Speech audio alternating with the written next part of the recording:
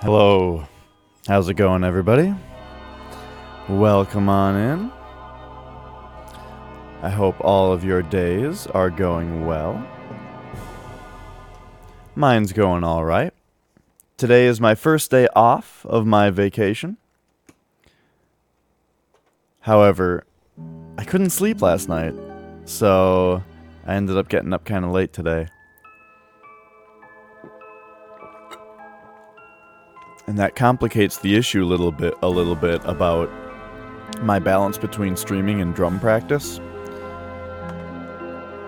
But we'll see how that works out.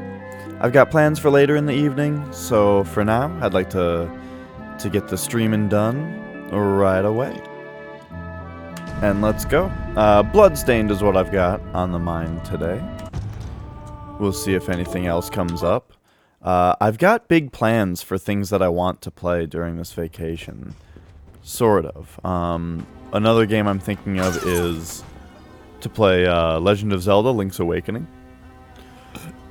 You know, and yesterday I was talking about God of War and how much I really enjoy that. Ah, thank you. I'm an idiot. Okay, so we're slow now. Thanks, Glass. How you doing? So yeah, I was talking about God of War on the PS2 and how much I enjoyed that game and how I might like to play it again. In fact, I don't know if I ever beat that game on hard mode. And I don't know if I necessarily would even want to, but maybe. It's the kind of thing that makes me nervous. Where it's like, I don't know if I'm good enough. Because basically what my thought is, as far as, as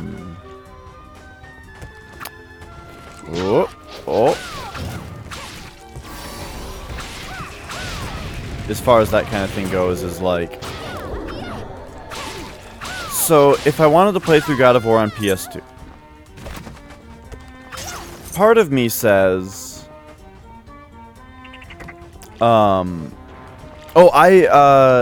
my favorite was actually 3 on the PS3. I like that one the most. That was the only one that I beat on hard mode. But yeah, I totally understand where you're coming from, though. But yeah, the thing is, like, okay, so if I want to play through that game on stream, what I say to myself is, well, I could play it on hard mode because that's more exciting and fun. But at the same time, it also kind of makes the game an ordeal, possibly. While maybe I just kind of want to romp through it for fun, you know, without it being an ordeal. Like, I want it to be a short thing that only takes a few days. Boom, we did it. Basically what I'm saying is, I want to play it just to appreciate, like, the story and how well the game is designed and that kind of stuff. Without it being something that maybe takes forever because I get stuck on something on hard mode, you know? But at the same time, what kind of sissy talk is this? You just play games on hard mode. It's great.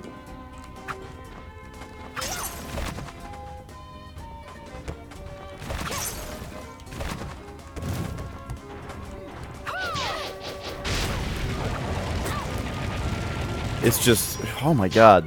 These fucking enemies, dude! It's just, sometimes you play a game on hard and it kind of reveals things that you don't like as much about the game. For example, if like all of the regular encounters become really hard until I discover some kind of exploitative thing you can do with the combat, and then the combat is just exploitation the whole time, that would be stupid. And that's the kind of thing I worry about.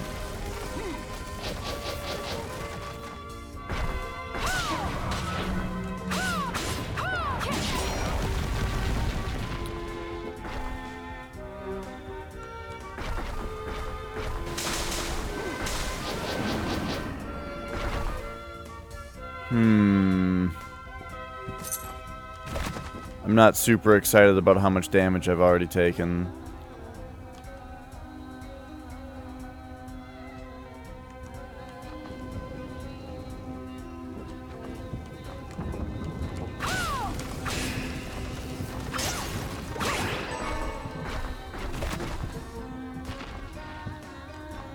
So what if I were to come to you and do this?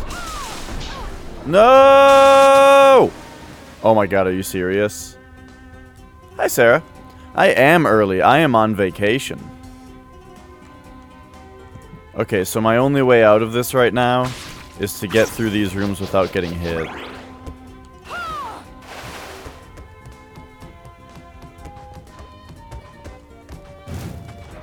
I don't know if I'm going to be able to make that happen.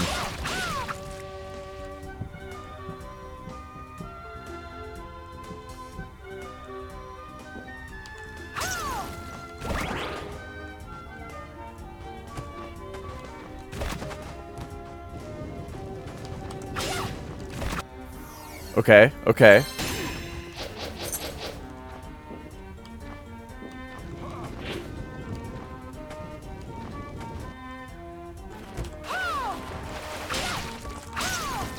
Ah, just go. And do better. No! I just walked into her stupid foot. This part is really hard for me. I've actually died here several times now. I don't know what it is about this place. I just find it fucking impossible. It's these guys. And then these things just hit me.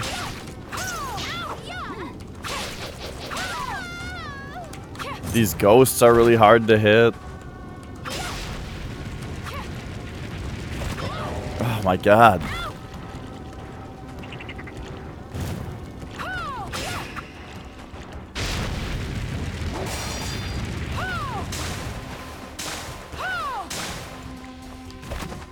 Okay.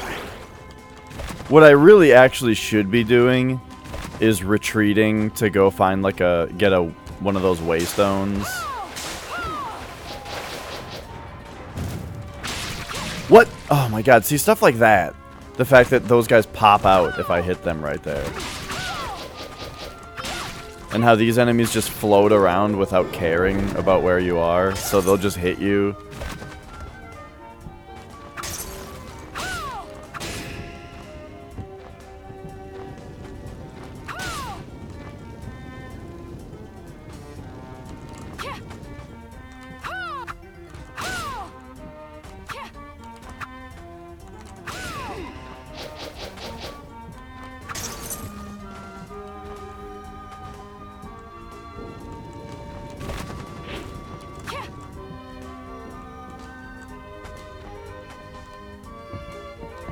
Oh, I forgot this was here. So I'm glad I died now, because I just straight up missed that. Twice, in fact. That means I could have grabbed that on the way back and not died.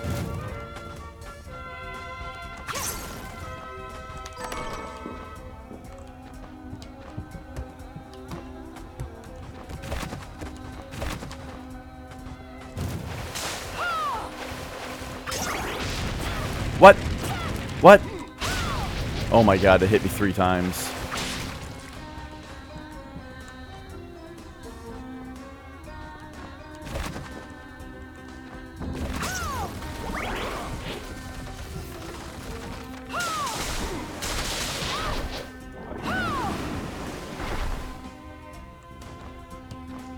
This magic spray move is really good. What is this? Oh right, there's a chest here. I forgot about that too.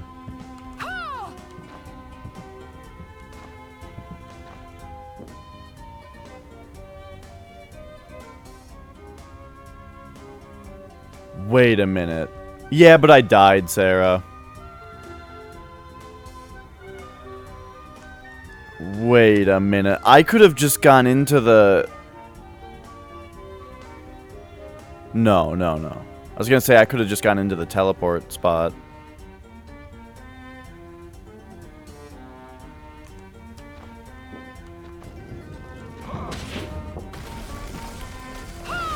Yeah, I wouldn't know if I did things out of order, but I mean, that's definitely...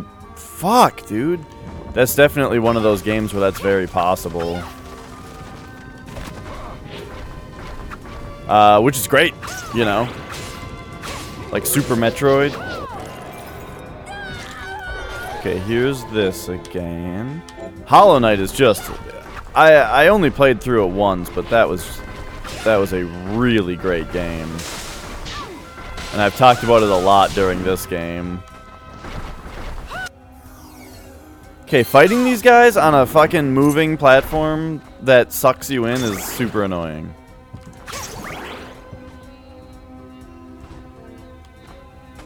So...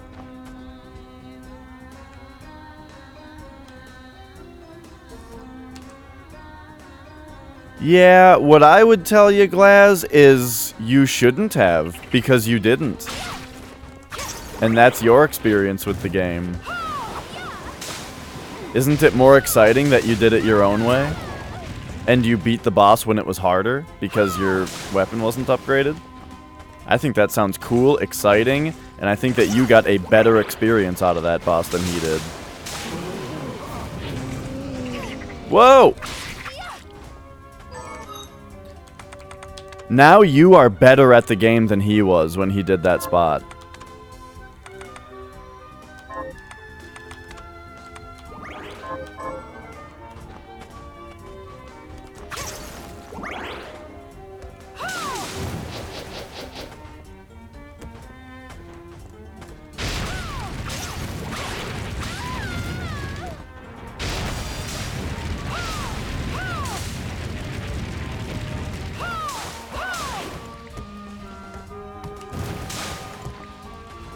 Yeah, it's not the hardest game ever.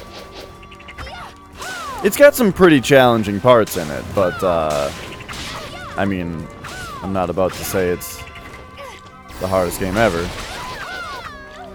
Jesus, this place is hard. But alright, there we go.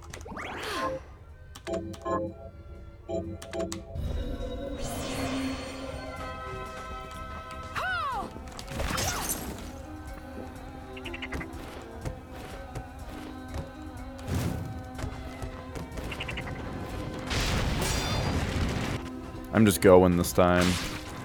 Actually, shouldn't we be leveling up really soon? What the fuck? Oh my god, I hate these enemies.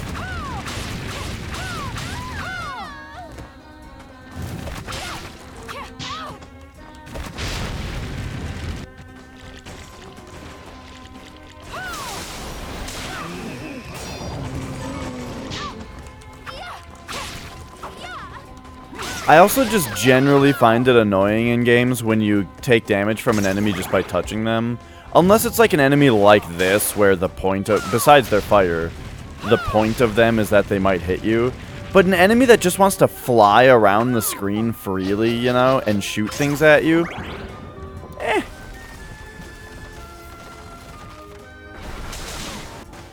Oh, great. You know, I just don't think that that type of enemy should damage you on contact.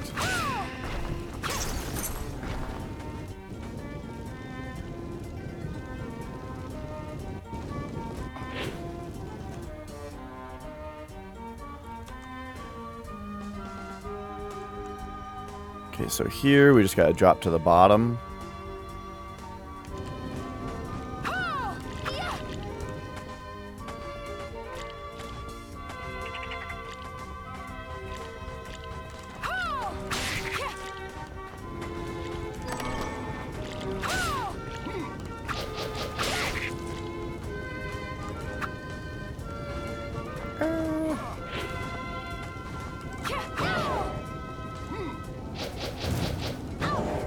Oh my god. This is so frustrating. Oh, it hit me again on the way to death. Man. Maybe at some point I am gonna have to switch weapons to something that has a different spread.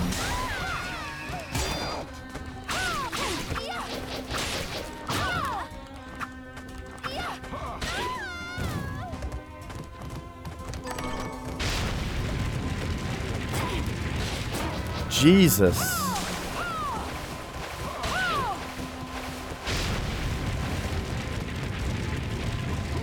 Yeah, just go get him, Knight. Wait, this isn't gonna work at all. Oh, wait, it worked perfectly.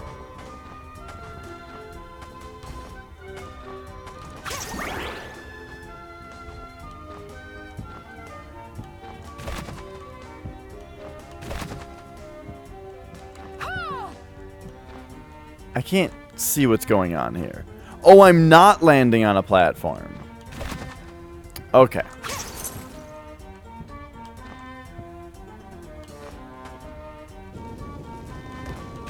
This, like, sand mechanic I'm finding so annoying.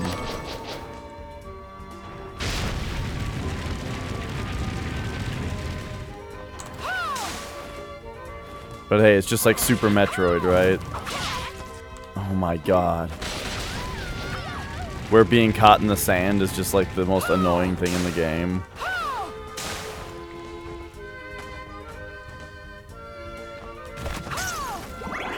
Don't be another one of these stupid dogs.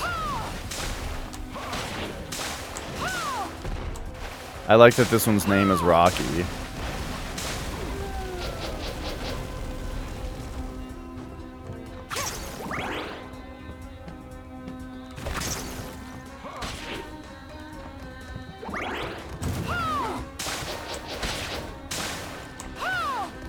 Is the save point more likely to be over here? Oh, wait, this is a dead end. Or is it?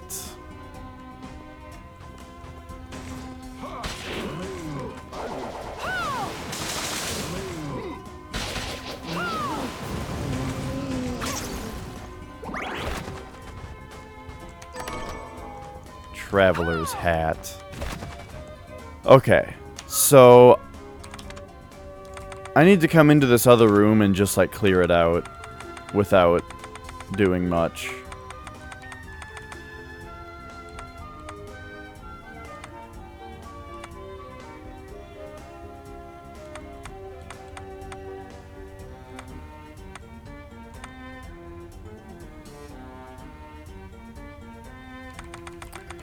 The holy arrows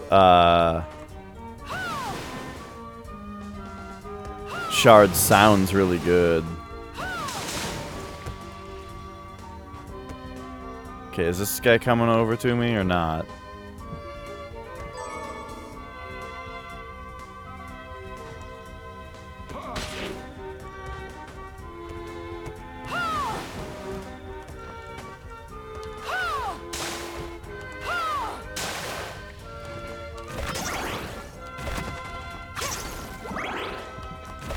Alright, just ignore the dog. Ignore this guy.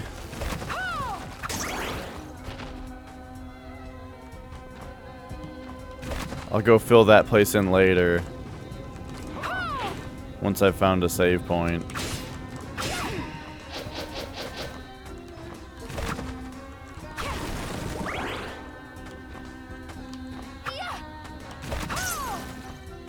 Oh my god. New guy's in the corner puking his guts out. Bleh! All because you wanted to save a couple pennies.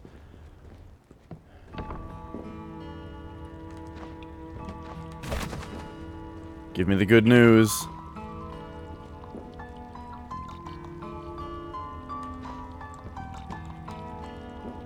Well, I'm not necessarily talking about, like, weaknesses. That's definitely a factor. Okay. We're just going to teleport out of here. We're probably close to a save point. But we just need to be sure, you know?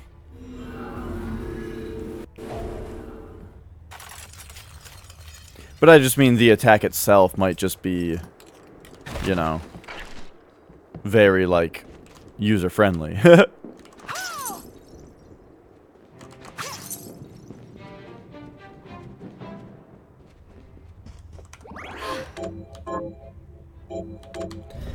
Those menu sounds remind me of Silent Hill. Are you eating? What are we transmuting this time? egg on rice. Oh, right, but we need soy sauce. Man, what is the deal with soy sauce? I wonder what we get it from. Come back if things start to go.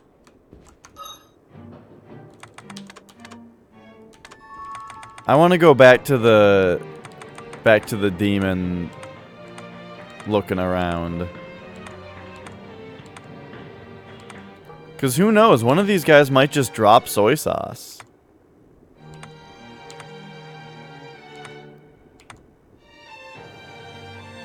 Oh, we don't have these things shard? The simian?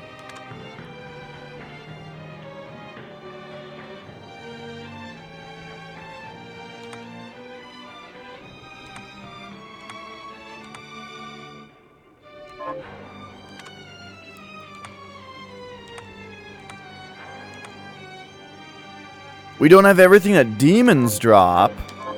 What? Those things are easy to farm.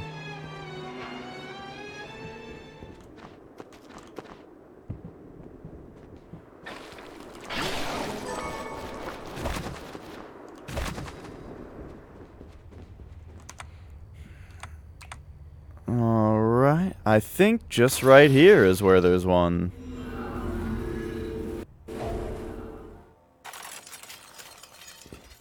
So what do we already know? They drop a sinister heart.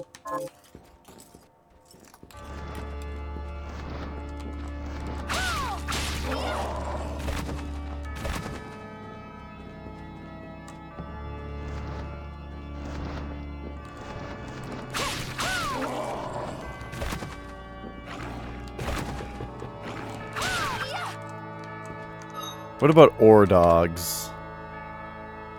There they are. We already have all their stuff? Okay.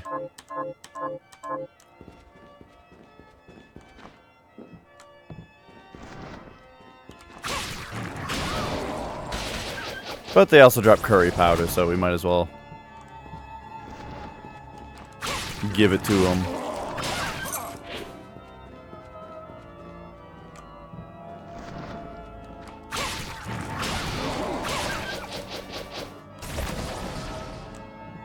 Oh, weird. Oh no, they're dripping off of the ore dog. It's like dripping maggots. Weird.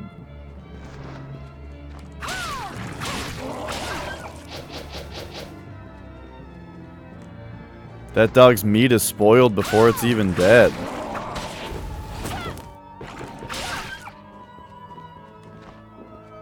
But I guess that's the thing, isn't it? Is that it is dead.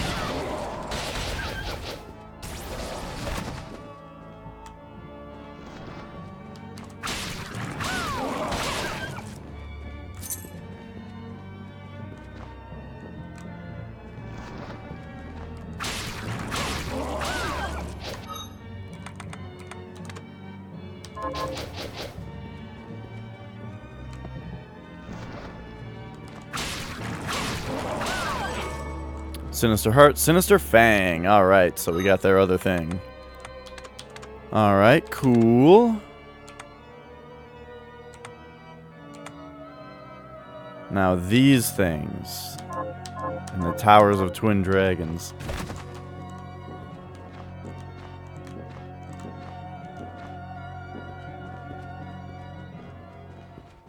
I'll get the Simian Shard if I ever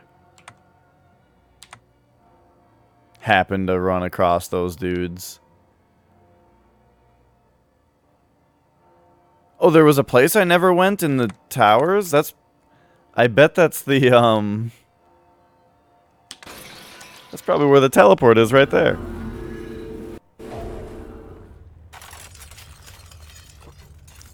Just a moment.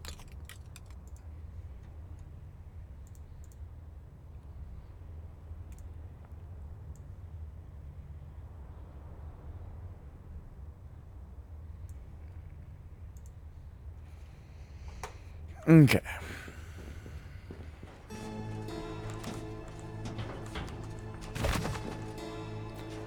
So yeah, I've decided that it's just easier to equip and unequip this thing when I need it.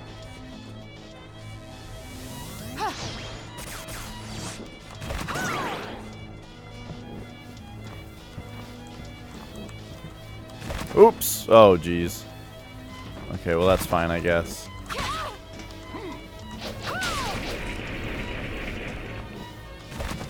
I like that it's like spraying letters all over the place, the book.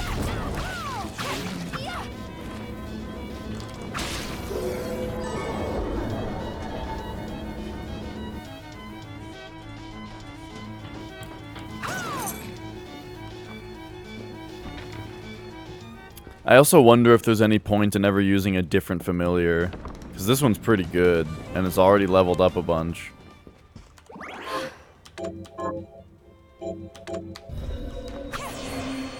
That's the thing is, like, I'm half and half on this kind of thing. Like,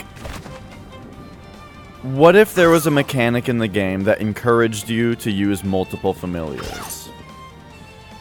For example, if getting a familiar to level 10, say, gave you like a permanent stat upgrade like eating does, or it gave like your familiars some kind of bonus, something like that, say. That would be cool because it would get you to use all the familiars, right?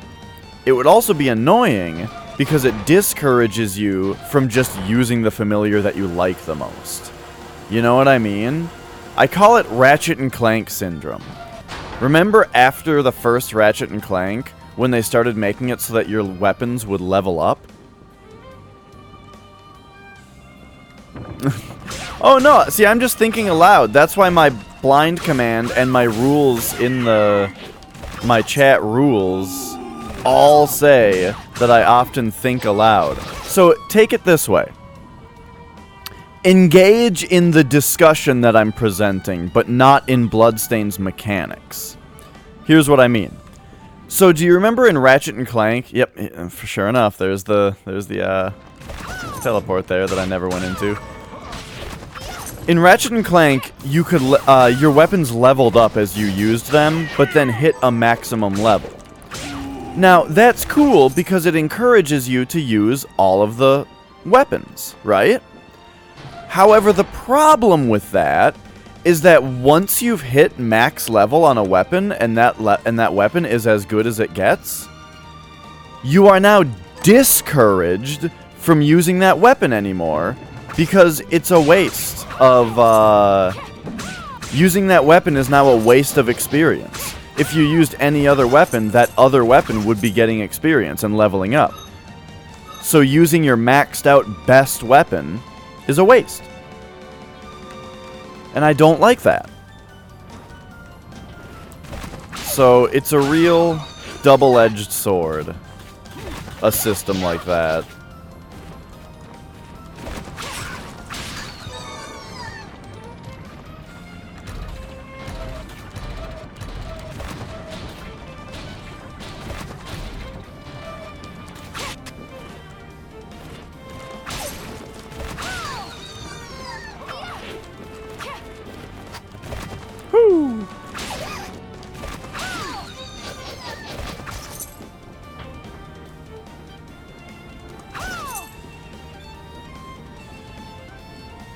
Okay, so right now we're basically just looking for those poisonous wasps, which I think I remember right where they are.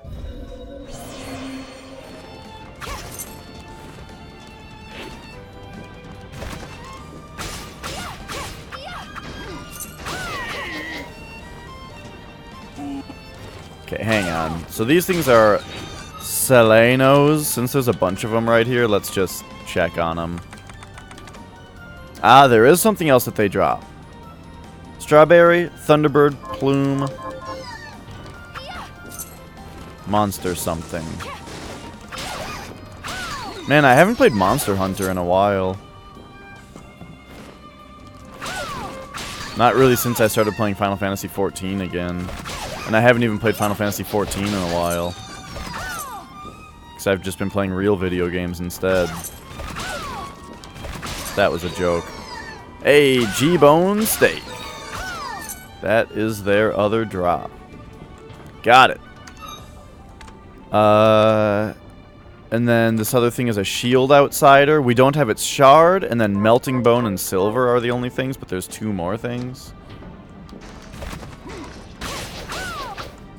Except this one sucks to farm. Ooh, let's go back to the other one.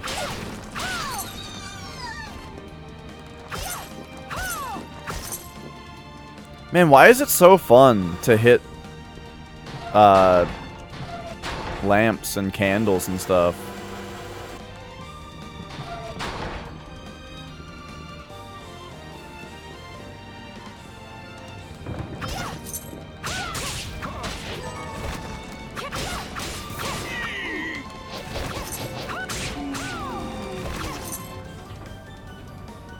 Okay, so yeah, this guy over here is much faster to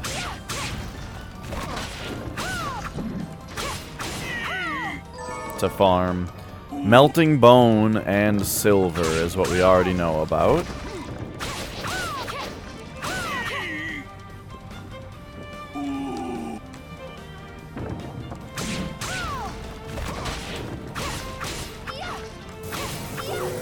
Oh, we got a shard. Monster Hunter World on PC is the one that I like the most. I've played Monster Hunter Freedom for the PSP. That was the first Monster Hunter I played. And then I played a tiny bit of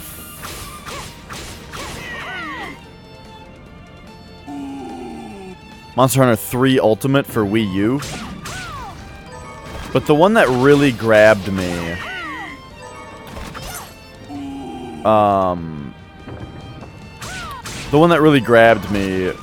was Monster Hunter World, which I got on PS4 and played for a year until it came out on PC. Then I got it on PC, and it's great. It's great.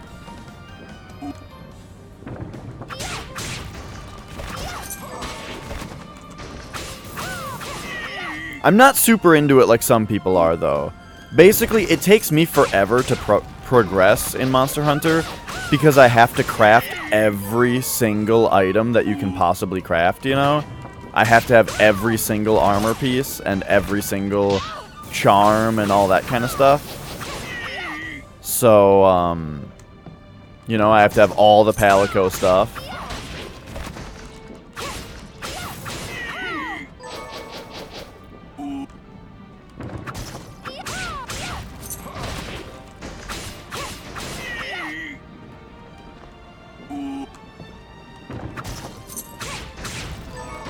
Just talking about it kind of makes me want to play it. Hey, Sinister Skull. What's this guy's other thing? We don't know yet.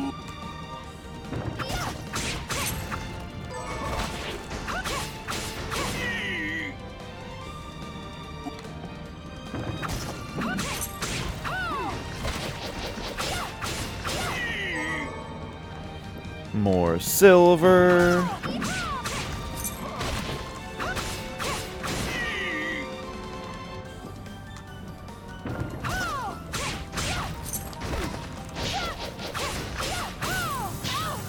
Oh! That guy usually takes more hits.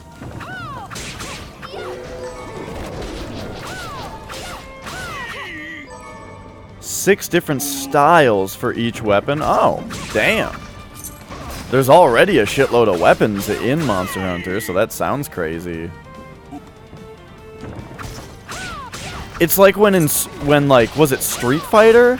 Added like multiple fighting styles to each character in a game that already has like 50 fucking characters. It almost starts to be too much at some point. Like my big complaints about Team Fortress 2 and how they added so many weapons to that game and stuff that like so many weapons and silly hats and all kinds of dumb shit that you can no longer like look at a person and go, oh, it's a demo man, they shoot grenades at me, you know? Like that was what was fun about the game, I thought, was like recognizing your opponents and trying to counter their style and that kind of stuff. But now you see a demo man. Well, now you see a guy and you're like, I don't even know what that is. And then when they're closer to you, it's like, oh, they're a demo man. And then they kill you with a sword for some reason, you know? Like, I don't know, man. Team Fortress 2. That game was really good back when it was, back when it first came out. Do you get critical hits when you hit this thing in the head?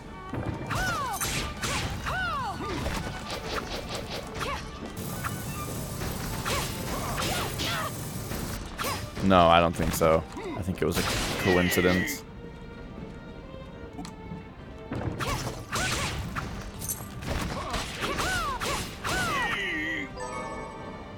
Steel breastplate. I think that's the other thing. Yep. Okay. So anyway, where were we? We're looking for this thing. Scythe Might.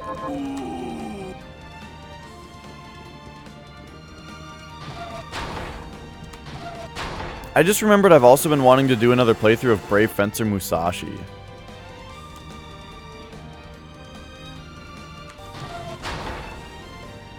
I want to do a playthrough of too many games.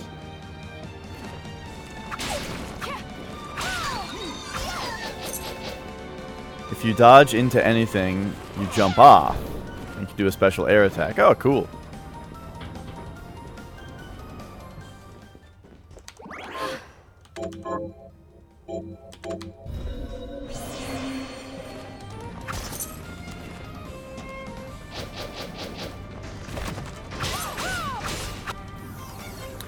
I like World a lot because I think that the tracking system is really fun. But what I don't love about it is that I feel like the environments are too complicated the way that they're laid out. And so you kind of rely, at least me, it makes me rely on the scout flies too much.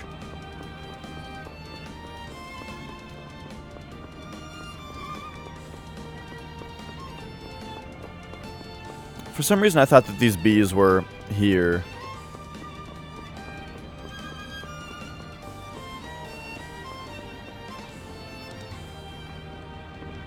But they appear not to be.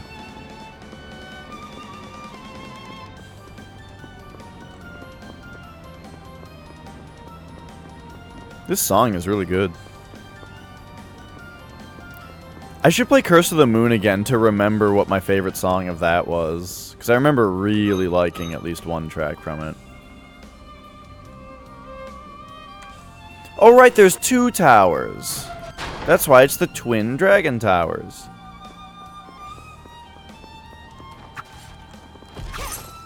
Oh hey, it's Wolfman. Does he drop anything we need?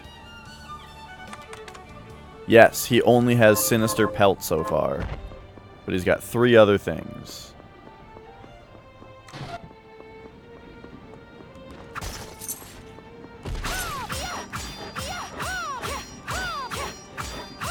Stop it. What? What's the downside of dodging into attacks? That sounds OP. Is like the timing really particular? Okay, we got the wolf hood.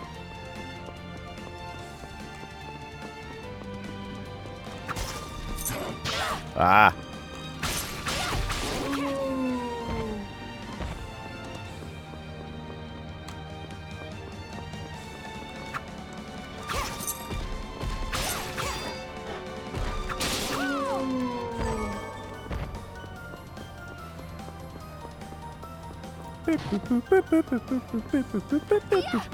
Oh, okay, gotcha. Still, that sounds awesome.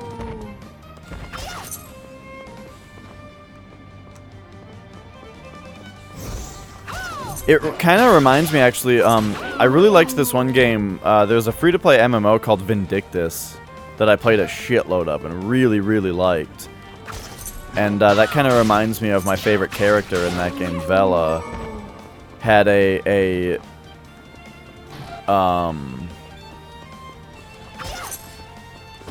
an ability where you took a stance where if the enemy hit you, you counterattacked.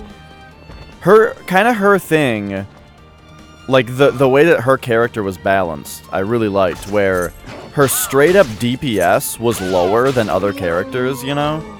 Like she wasn't quite as strong, but her mechanic was that when the enemy, instead of dodging away from enemy attacks, when the enemy attacked, you took a stance where you would counterattack. So basically the idea is she never stopped attacking, you know? You would just wail on the enemy until they're about to attack you, counterattack them, and continue wailing on them, instead of having to dodge away from them and then come back. And I thought that was a really neat way to make another really powerful character with a different style. Wool is his other thing? Okay, so we got it. Still looking for bees. But we filled out a couple other guys along the way.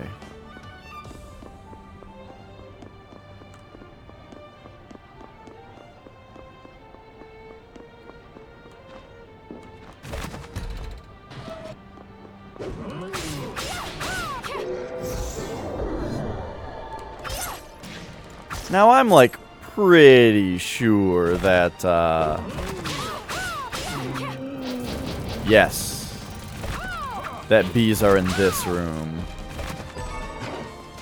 Oh, they drop antidotes. That's neat.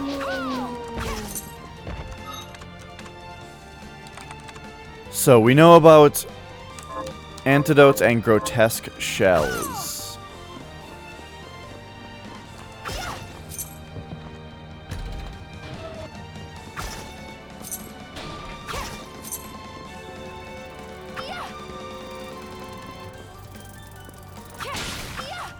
So guild style is traditional. Gotcha.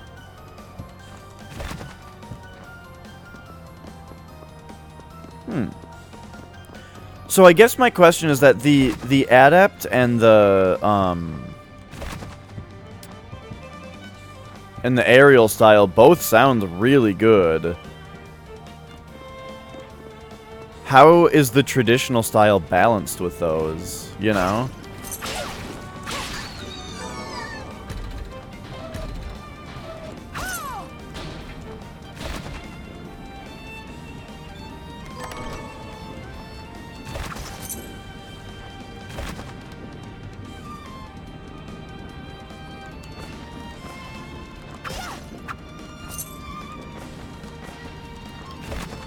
Okay, I am hoping for a room that has bees in it closer to the start, because there were only like 2 bees in that other room.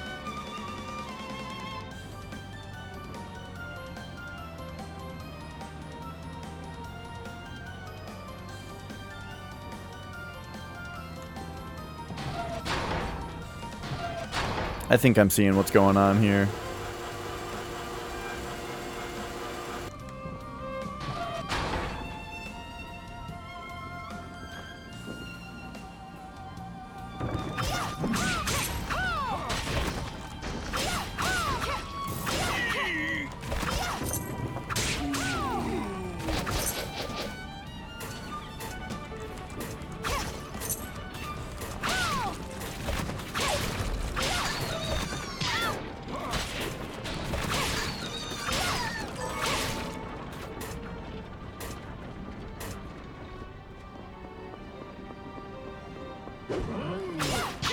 Okay. Gotcha, gotcha. Well, that's cool.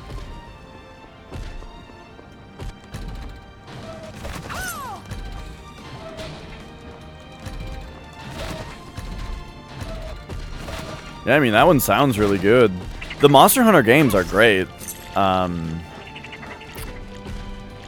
just only really played... the World is the only one that I've really gotten into. A big part, or... I mean, a couple of the reasons are that I really like the tracking system that, like, kind of really stood out to me, you know? And then,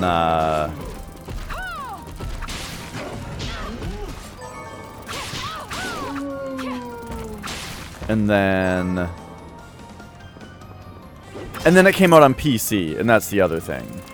And it launching on PC is pretty huge. Because I would rather play that. I'd rather play that game on PC than console. Okay, it looks like the bees just come out here infinitely. So we can farm them here, that's good.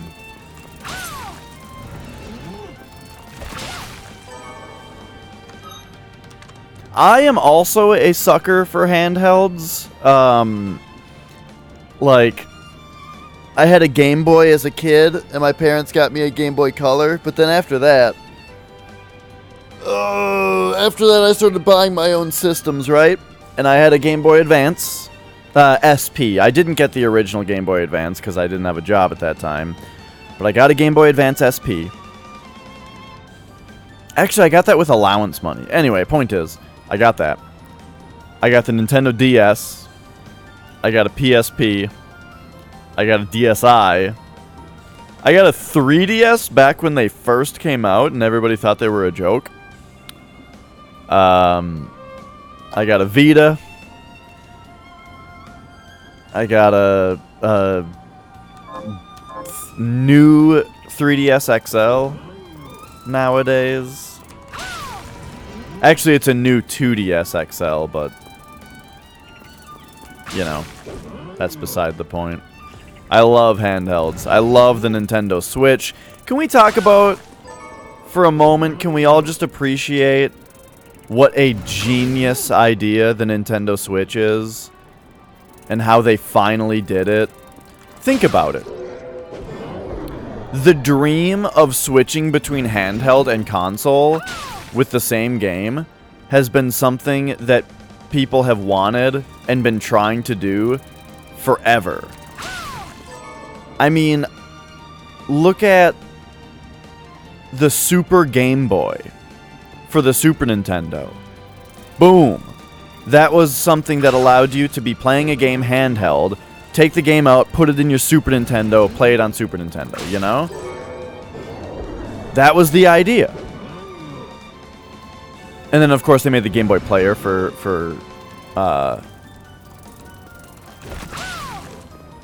GameCube. But then, the idea of playing literally, or the idea of it not being necessarily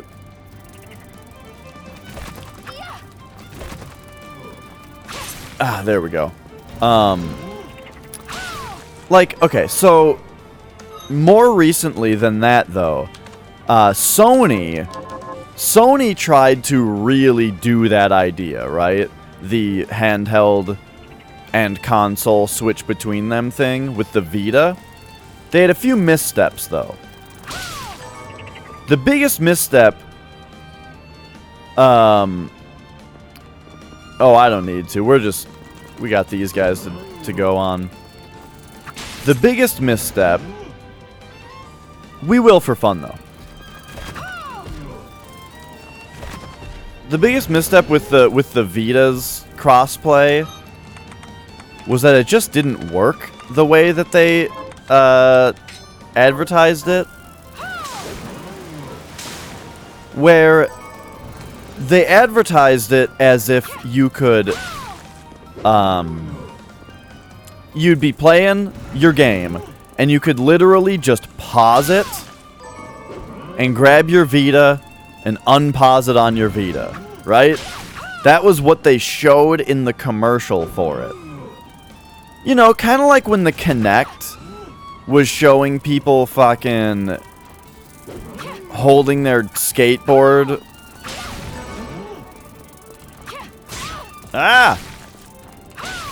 Up to the Kinect, and it's scanning it in and giving them a skateboard in the game. That kind of thing. Where it's like them just showing their ideas, right? And trying to sell you on this concept. And yeah, that's what they actually showed for the Vita, was somebody pausing the game on their PS3 and then unpausing it on their Vita and playing it on their Vita. Now, that's not how it worked on the Vita. How it worked on the Vita was that you had to buy the game for both systems. First of all, you had to purchase the game twice. And then you would have to find a save point. You couldn't just do it anytime. On the PS3, you'd have to take the game that... there it is. You have to take the game that you're playing, find a save point, and save the game. Then use Sony's slow-ass cloud saving system to upload your save to the cloud. Then, which you had to exit the game to do that. Then on the Vita, you had to not be running the game and use their slow-ass cloud system to download your save, and then boot the game, and then load it, which is a lot different. And Sony actually got sued. There was a class action lawsuit against them for false advertising over how poorly implemented the Vita's crossplay was.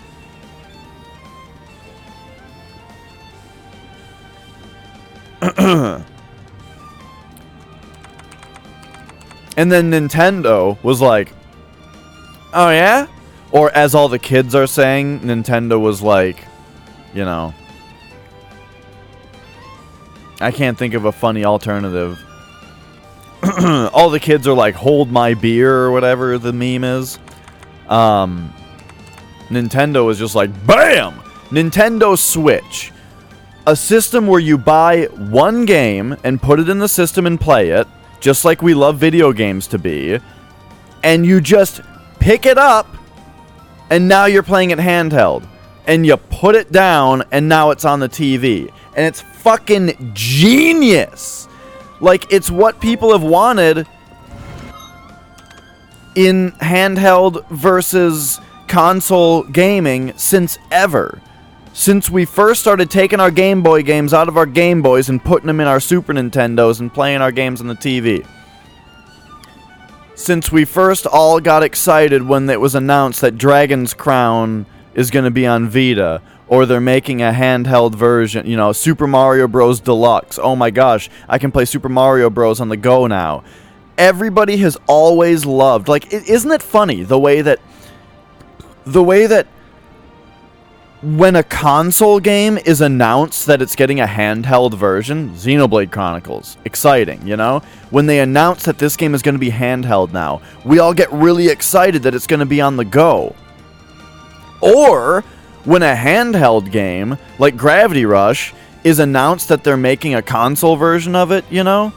God of War Chains of Olympus, they're putting it on PS3, right? We all get really excited. Oh, I'm going to be able to play it on the couch on a big TV now, you know? Like whether it's going to handheld or going to console, if it's switching sides, we all get excited for it to play it in a new way, you know? Every time. At least I do.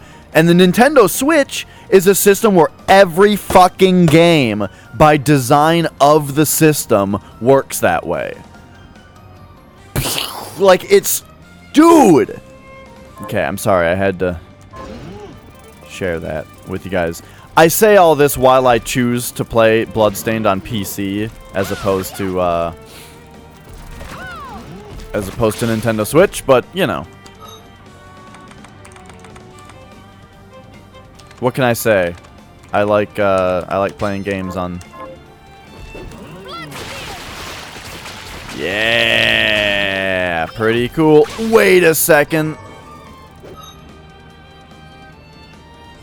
That's how the mechanic in that boss battle worked also, isn't it? I wonder how exactly that worked. Like, maybe there was only blood on the walls if she hit us in that boss battle? I don't know. I guess it didn't really work. It's not a great Switch port.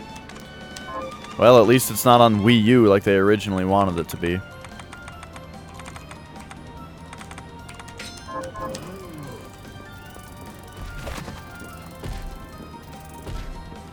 You know what would have saved the Wii U? I think it would have greatly improved the sales of Wii U. Exactly what I was just talking about with the Game Boy Player, the Super Game Boy. I think what they really needed to do was make a damn add-on for the Wii U that let you play Nintendo DS games on it. Think about how many people would have bought a Wii U so that they could play DS games on their TV. The system is exactly built for it.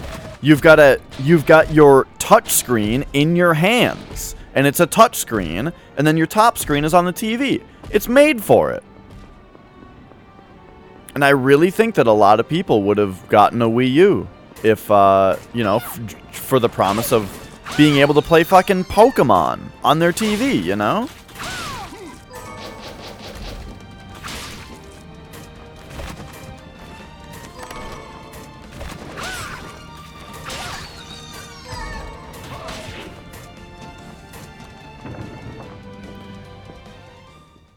People like me would have certainly bought it to stream.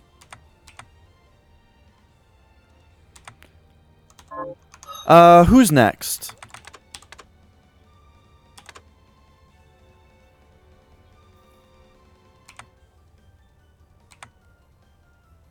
Ah, this guy. Which we've seen one of these guys already. Yeah, I mean, real talk, I do think that the Wii U was a flawed concept to begin with. I think holding a tablet in your hands with buttons on it is stupid. I don't like the Wii U gamepad.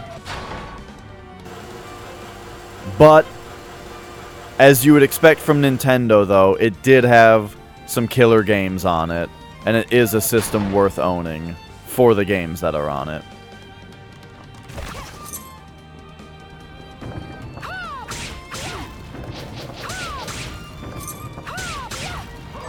But not Super Mario 3D World, the worst Super Mario game.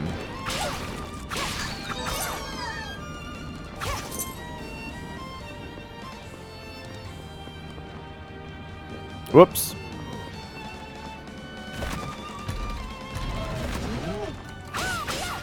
Okay, I know I saw this guy here, so we're just gonna farm him right now. Ruby? Hey, we already got it. Cool.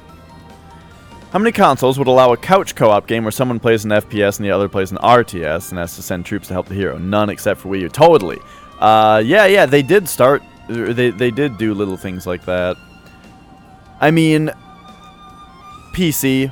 Like... Oh, but you're talking couch co-op. That is different. You're right. Okay, Thunder Elementals in Livre Ex Machina is our new target.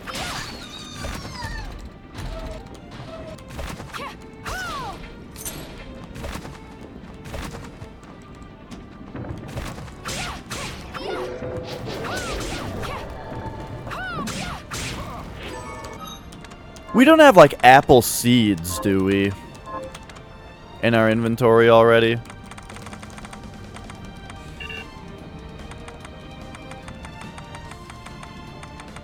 No, okay.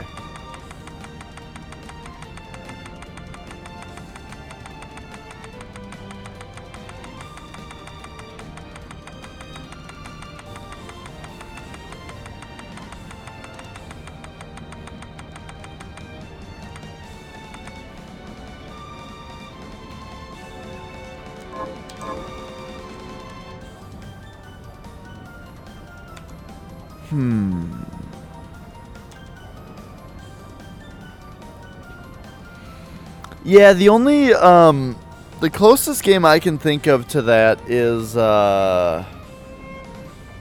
gosh. Eve has, do you remember Eve had a,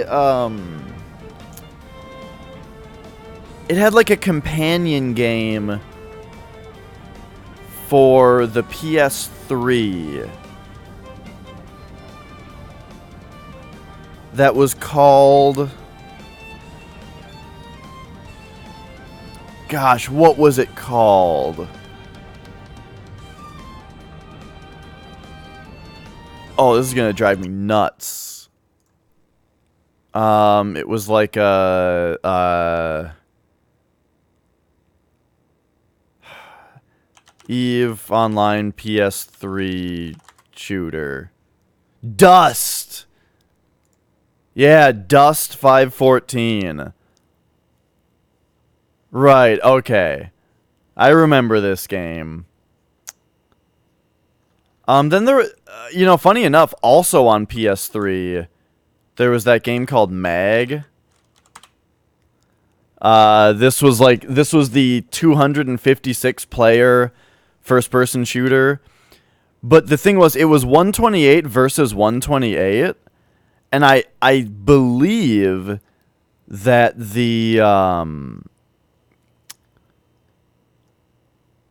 I believe one player from each team was in like a FPS or like an RTS kind of view where they gave commands to the different players, and then players would get an experience bonus if they followed the commands, you know, so players were encouraged to actually do it.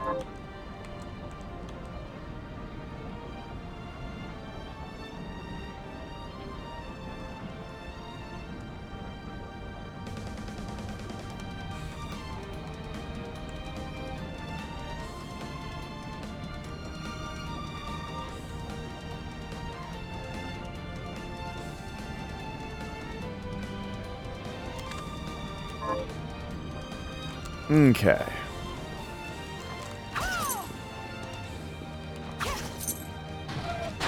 Mag was a pretty cool game. I mean, I'm not into competitive first-person shooters, but my roommate at the time was super into them. He was all about Call of Duty and Battlefield and SOCOM and fucking Tom Clancy, whatever the fuck. He was just all about competitive first-person shooters, and he played a shitload of Mag when it came out and really liked it.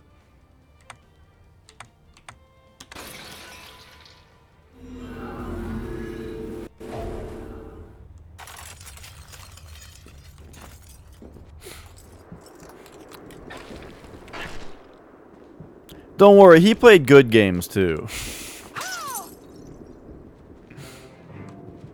Yeah, same here. I'm not into competitive games. I don't like versing other players. I definitely prefer, I mean, mostly I prefer single player games. I just like it to be me. I like to go at my own pace, explore the way I want to, and all that kind of stuff. When I play a game with another person co-op, I'm constantly just stressed out over the pacing. And, like, am I going too fast? Am I going too slow? You know, all that kind of stuff. So I'd rather just play single-player games. But multiplayer, I definitely prefer a co-op versus AI thing. Totally.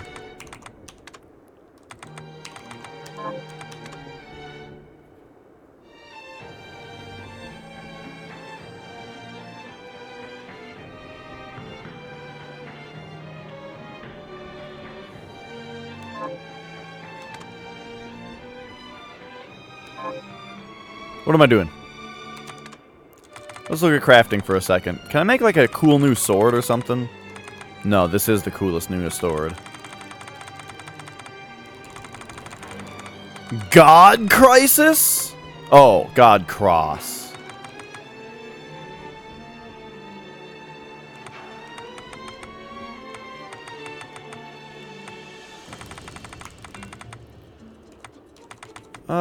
Let's see here. What am I really looking for?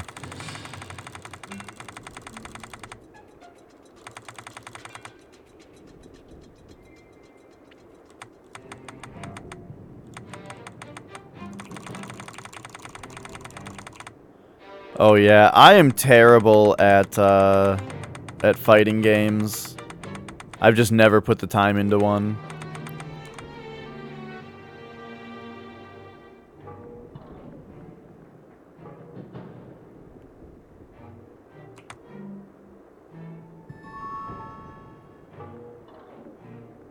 Oh yeah, we can like upgrade some of our shit. Like, yeah, give me one of these. I'll go with this. And then we could make more of them with the gems if we wanted to grade them up. What other of these are there? High jump, we need a bovine plume. For this we need a diamond, and for this we need a dull blade. But it just increases katana damage. Yo. Can we make a dull blade? Yes. Just with some bronze? I'll go with this. Hell yeah, dude.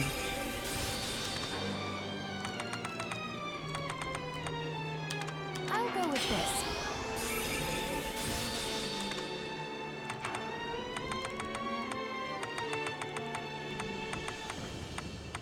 I don't see flame cannon as a thing here, but we can look at upgrading somewhere else. And enhance. I forgot about enhance. Look at this. I'll go with this.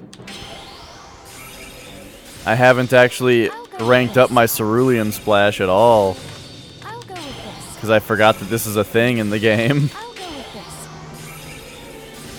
I'll go with this. I'll go with this.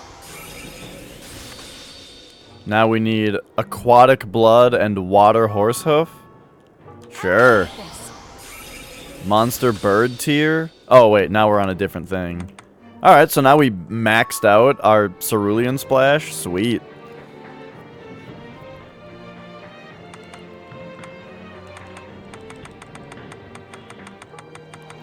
Let's see. Wait. What does this do? Rank as attack capability? I'll go with this.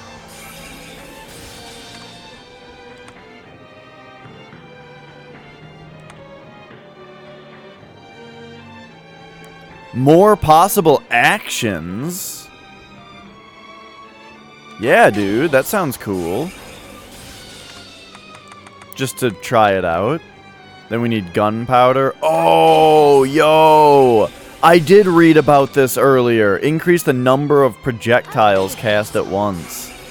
I totally... The first time I looked at this menu, I read this. And got excited about that. Okay, now I also wanted to look at, You want to take my Blutgang?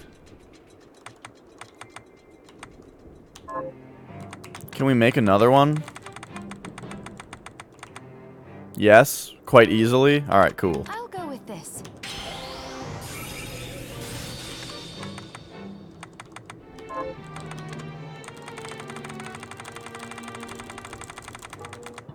I'll go with this. It wants another Blutgang?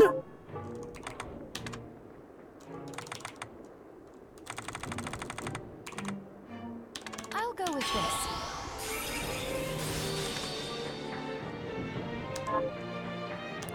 Promise you. What am I doing?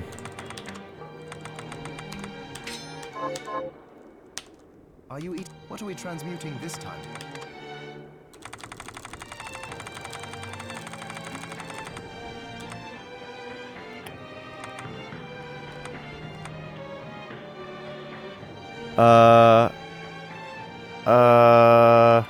What am I doing?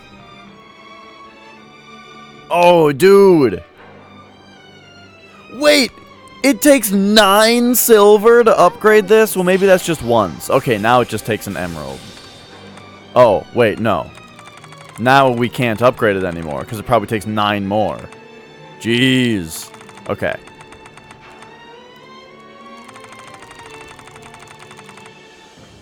Sword expertise. I'll go with this. It takes another one. Oh my god.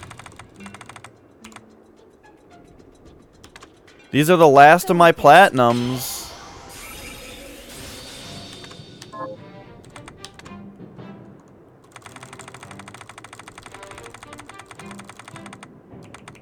I'll go with this.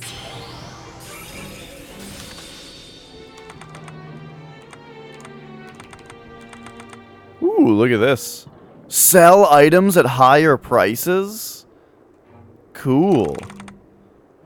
Okay, so now it takes a... I don't know how to say that. Dane's life?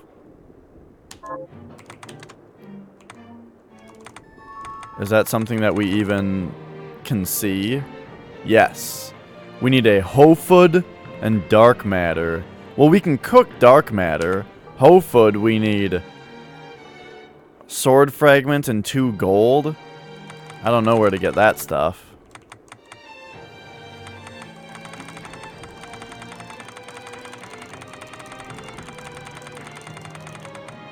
Okay, we got some fun stuff to do here. We can probably get gold and sword fragment from dismantling stuff, I'm guessing. I haven't tried dismantle yet. So let's do it. Let's... Oh, yeah. It actually tells us what we're gonna get, huh?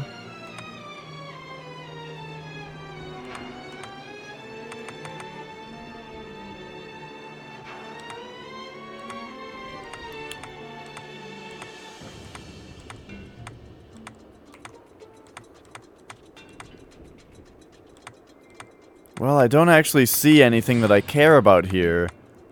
I don't see any gold or... Well, let's just look at everything, right?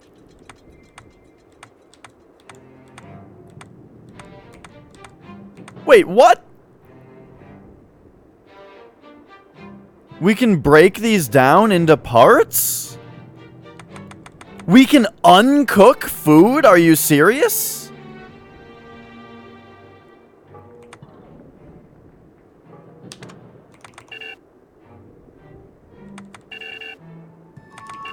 Yeah, dude.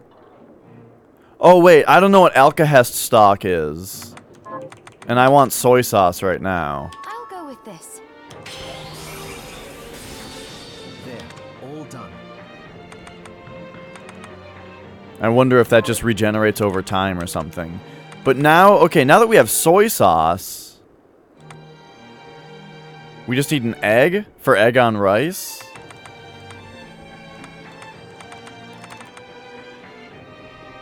Also, we gotta... Don't explain stuff to me. I'm just thinking out loud. I'm figuring stuff out. You just trust me to figure it out. I'll do it. I'll do it. Curry sauce, rice, Fornius fillet. Beautiful. I'll go with this. So let's cook some of this.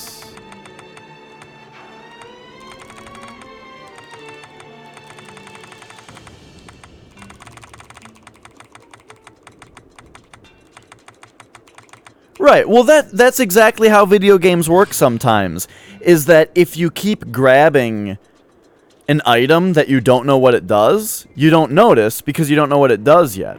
But then when you find out the mechanic later, and you're like, I wonder what that is, because you don't remember because you haven't been paying attention, because you haven't had a reason to yet, then something like this comes up, then you start looking out for it and go, oh my gosh, it's been this the whole time. And that's exciting, you know? So it doesn't matter if the game's already told me, because the point is, like, it's important what order you see things in, right?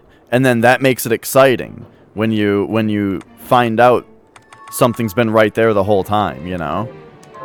Stop back up. So if, like, this is an item that I've been grabbing, then it's not necessarily that I forgot. It's that I never cared or noticed in the first place because I didn't know why I should. Even though I've learned to jump even Zangetsu. And that's important! But I heard Zangetsu had developed the ability to fly. Oh, this is important. What? Here, he sent a message arrow. In the searing hot caves, seek the strange demon. So that's just exactly the thing, though, is that maybe you and I Strange demon? absorb information differently. He says You gotta understand that reading a tutorial is a lot different when you're streaming, you know? When you're trying to make a show. It's a lot of just like, okay, alright, we're done with that, you know? Now I'm not thinking about it anymore because I'm reading chat. I'm trying to just get back to fun stuff, you know, and that kind of thing. I agree. Now, is there anything else you need? So if a tutorial just writes something on the screen, it just tells me something, and then it's not something that I have to actually do for 30 more hours or something, and maybe it's been 10, you know, I'm not going to remember. But I'm then going to naturally learn the mechanic later after that, and then that's fun. And that's the more fun way to learn it anyway. You know what I mean? What are you looking to buy? So basically, it doesn't matter if I've been told, because that's not the more fun way anyway. We need an egg.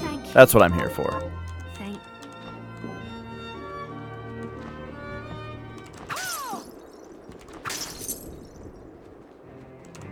Are you what are we transmuting this time? Oh, and the other thing, right, I was saying, trust me. Just trust me.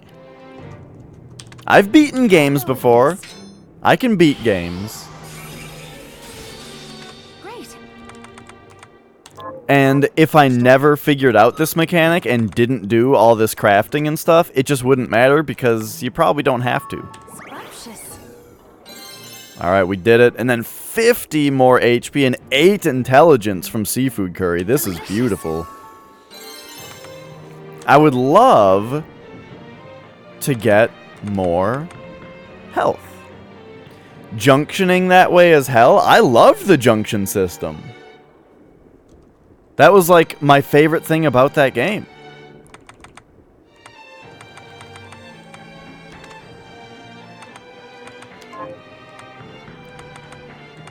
Okay, you know what drives me nuts about this game? I'm gonna zoom in on it. Oop. And that's what I mean, like people make assumptions so often about... It's like people are worried about the streamer's perception of a game, and they're like worried that if they get stuck or don't understand something for a moment, that they don't like it, or that they're going to hate it for that reason, when that's totally not the case. But I feel like that's the reason that a lot of people jump to explaining a mechanic, is because they don't want to see somebody frustrated over not understanding the mechanic. But that's just not how I work. I like having to figure shit out, you know? I like it when a game makes me think.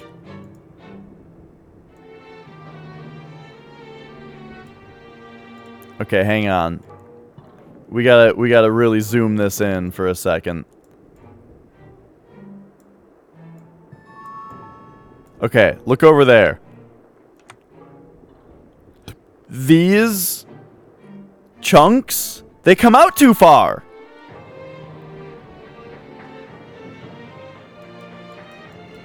We're going bigger.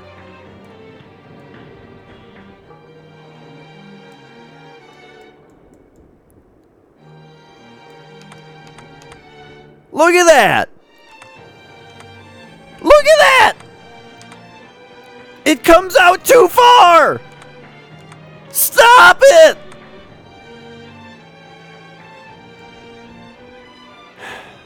It's been driving me nuts this whole game, so I had to point it out.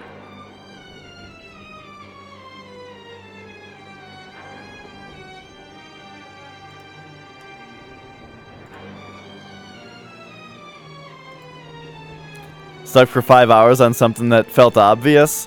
That's just the thing that I'm saying is people absorb information differently. Are you talking about finding that white boat in Final Fantasy VIII? Don't you feel like it was pretty alright for me to be stuck there because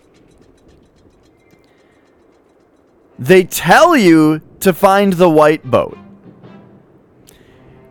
And immediately, here's my defense on the white boat thing. Immediately, what did I think to myself? Or what did I say? I said, that white boat had Edea's seeds on it. That was what they said in the cutscene where they took Renoa that I remember. They are Adea's seeds. Let's go talk to Adea. We went and talked to Adea, and she said nothing of value. So, when they told me to find the white boat, and I thought to go ask the correct person, it was not actually what I was supposed to do at that time. I was supposed to instead go to the infirmary to talk to Renoa.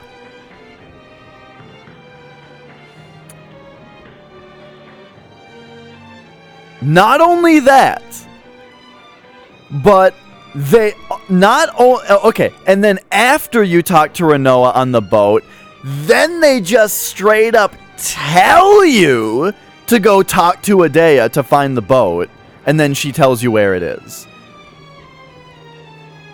Not only that, so not only did I come up with the correct thing, they just wanted me to do something unrelated first without telling me. They actively told me not to do the unrelated thing first, because when you talk to your party members, they mention Renoa in the infirmary by saying, let's go visit her later.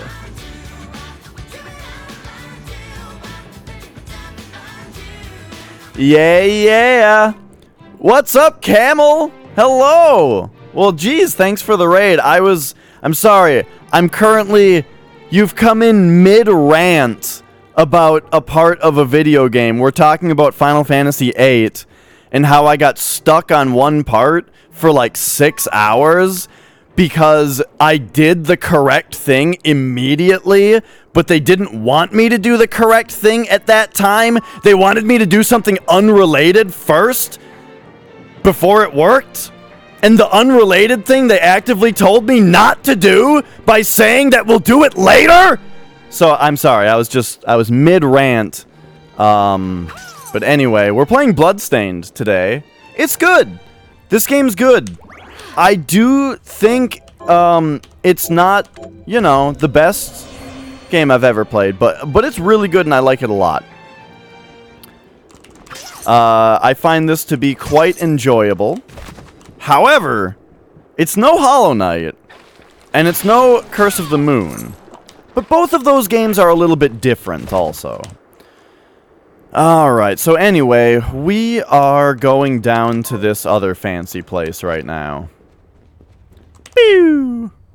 Yeah, I don't like this game's art style a whole lot.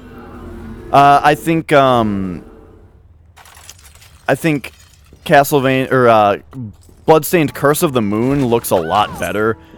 Curse of the Moon it just nailed its art style so well that this game just kind of looks okay in comparison, I think this game's look just screams Unreal Engine, which it is on the Unreal Engine, and that's kind of my problem with the Unreal Engine, is that every game that's on it just looks like it. But yeah, so that's a thing. But yeah. Hollow Knight, though. Whew, what a game. Yep. But it is different, right. I mean, they're different games. They're not 100% comparable. Right, plastic textures. Yes, everything looks like an action figure. Everything looks like it's made of plastic, and also, there's just weird ways that, like, cutscenes are handled in Unreal games. I feel like, I don't know if it's just a developer thing. I mean, of course it is. Of course it always comes down ultimately to the developer. But have you noticed Unreal games always having really jarring transitions between cutscene and gameplay? Camel knows a lot more about Doom than I do, so I trust him to play the best WADs. Or at least the most entertaining ones. That was a demon cat, by the way. I think Camel should play the WADs that he wants, and I don't have very useful, what's the word? Oh, Brutal Doom? Oh, fuck that. Stay away. That's not Doom.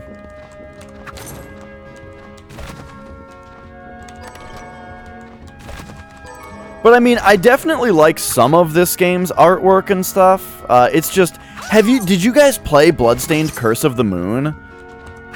The 8-bit. So okay, if you don't know, so this game was kickstarted, right? This is a Kickstarter game. But one of the Kickstarter goals for this game, one of the stretch goals, was that they said that they will make an 8-bit style companion game for it. And being that this game is a lot like Castlevania Symphony of the Night, that 8-bit companion game was a lot like Castlevania 3, Dracula's Curse. And dude, they did it. They got the stretch goal. They came out with the 8-bit companion game to this, and it's fucking amazing. Like, that was one of my favorite games to come out that year. I played through it several times, you know, did everything there was to do in it, basically. It was just such a good game. And it had this really distinct, like, it had this style to it, this passion behind it, you know, where they just nailed exactly what they were going for, you know. This game is like, this game's good, and I am really enjoying it, but man, with just like how incredibly well they nailed Curse of the Moon, this one is not quite so crazy. Not quite so perfect. So it looks like there's not really much more for me to do down here. I'm not really sure. Very recently, Camel just hosted up. Hello. How's it going? How's the Washington summer treating you?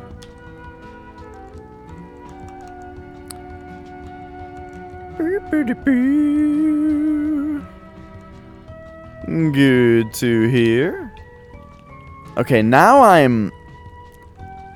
You're about to go to GameStop to return this? Oh, to get it on PC? Yeah, I heard that the Switch version of this game is not really all it's cracked up to be. Okay, I'm an idiot, and I don't remember... I don't know what I just said. That came out very strangely, but I heard that it was a bad port. Now... but yeah. I don't know, you know, I didn't hear specifically what the issues are, and I think that that's pretty important, probably, because who knows, it might just be dumb stuff that doesn't really matter. Okay, so the last thing that we heard, input lag! Okay, well that's as bad as it gets. That's the worst thing that it could possibly be. But anyway, right now, I don't exactly know where to be going. They just said that Zangetsu has learned the ability to fly, which sounds pretty great, but I'm not exactly sure where I can get to where we might find Zangetsu.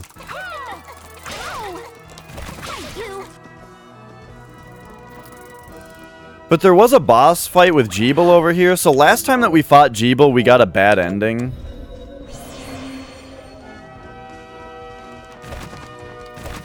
The plus side for the Switch version would be that it's on Switch.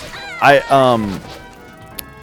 was just talking about this earlier today, just that the Nintendo Switch is just such a genius platform.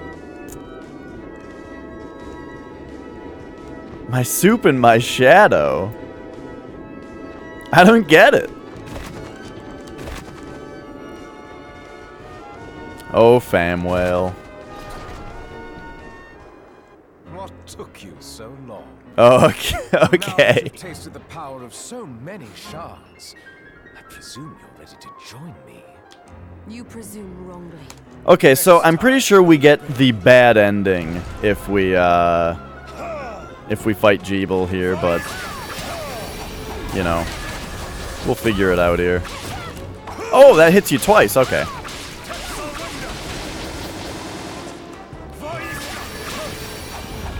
Yeah, you know, I've been wanting to play Crash Team Racing on PS1 again. I had that game on PS1 when I was a kid and just loved it.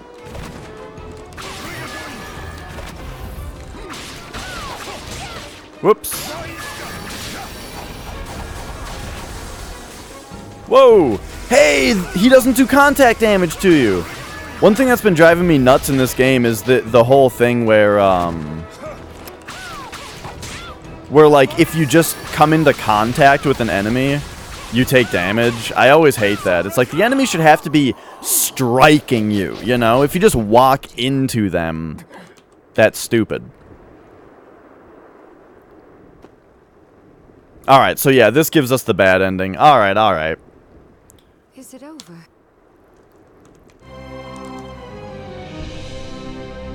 That is just fine. And yeah, I imagine the PS1 game still holds up. I really liked the juiced mechanic, where if you collected 10 of the Wumpa fruit, then all of your weapons became like an upgraded version. That was really cool. Okay, so there might be something that I have that could make it so that we could fight him. But I don't know. They just told me that Zangetsu can fly, and so I feel like that's probably what the actual thing we're supposed to do is. And so we go here.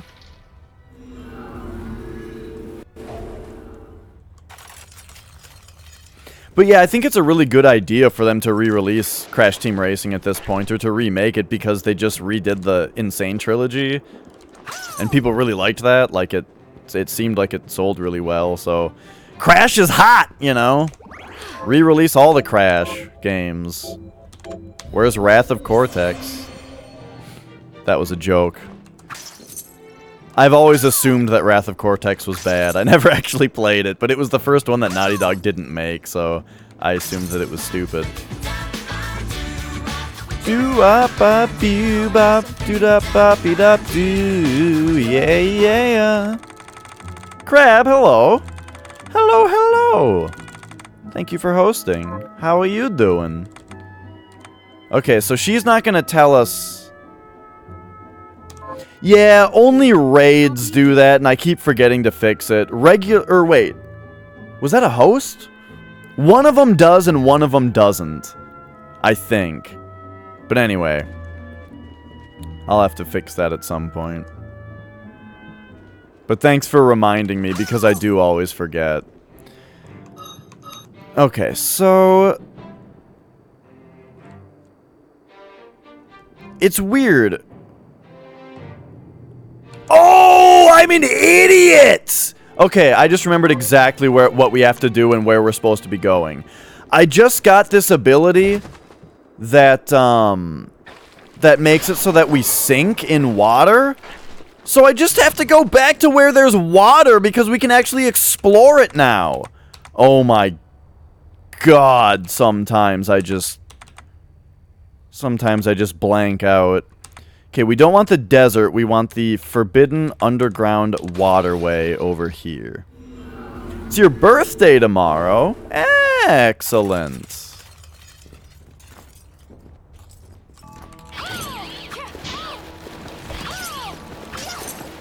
Yeah! Okay, unfortunately we move very slowly. However, we got a shard to help that earlier, right here. Are you serious? Wait a second. You gotta be joking right now. So, this is how fast you move underwater. And then you equip the shard to move faster underwater. And this is fast. Oh my god. This game. Sometimes I feel like it's just fucking with me.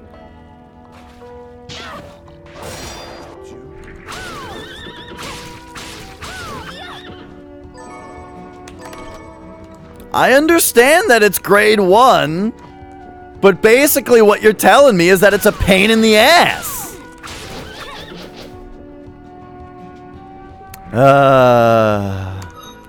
Like, why? Why make it based on rank, you know? Also,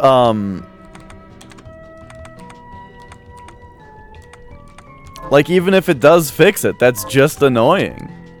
But okay. Alright, alright.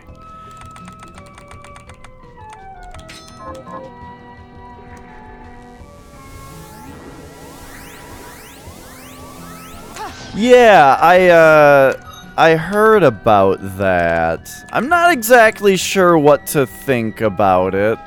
I mean, it seems fine as like an option. As in, it's one of those things where it's like, if there's a streamer that would use that option, is it really a streamer that you would be watching in the first place? You know, like why not have the option, I guess?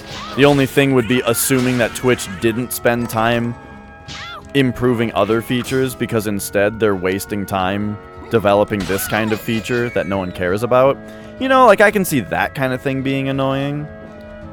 But I'm sure it's something that people have asked for, you know? Like, it's probably something that certain streamers have asked for.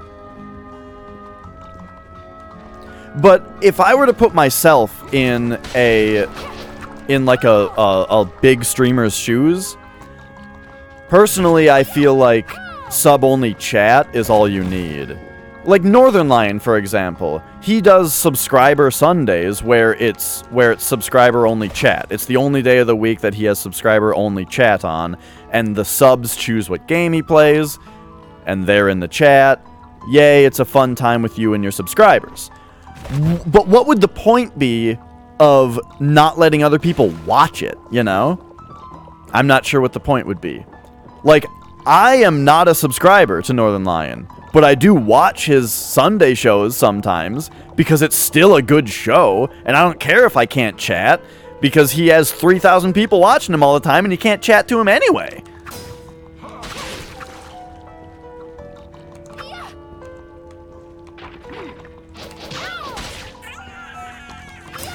That's actually a really good point, Daisy. That's kind of interesting, or an interesting idea. Like, have it be not the main content of your channel, but like supplementary stuff. Kind of like Patreon. There's a lot of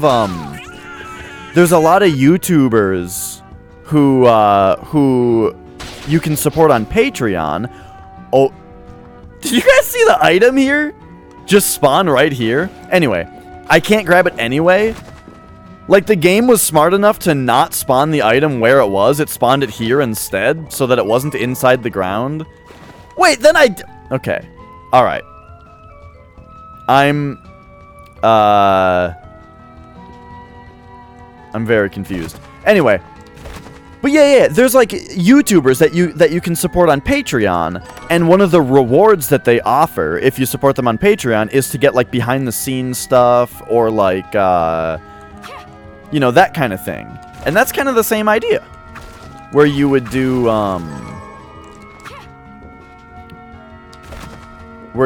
maybe, like, just a different part of the stream for those people.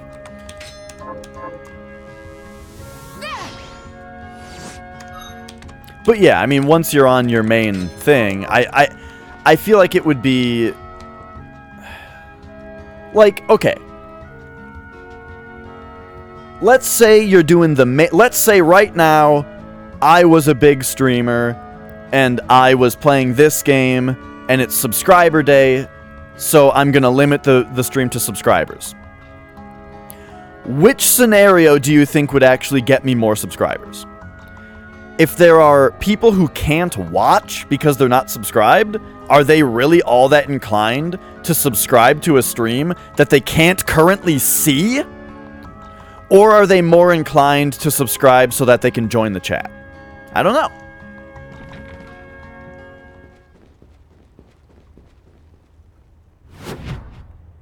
Secret sorcery lab. Wait, what? That's Dominique. And Alfred? This was your proposal, Exorcist? Explain yourself. I should have been there.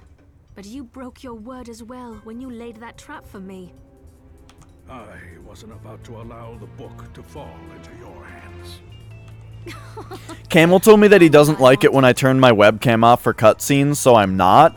However, it's kind of weird to be like right in like ass slapping position with Dominique, so I'm a little uncomfortable with it. I feel like she could fart in my face at any moment. For your parents. Someone has been putting ideas in your head. Miriam. Huh?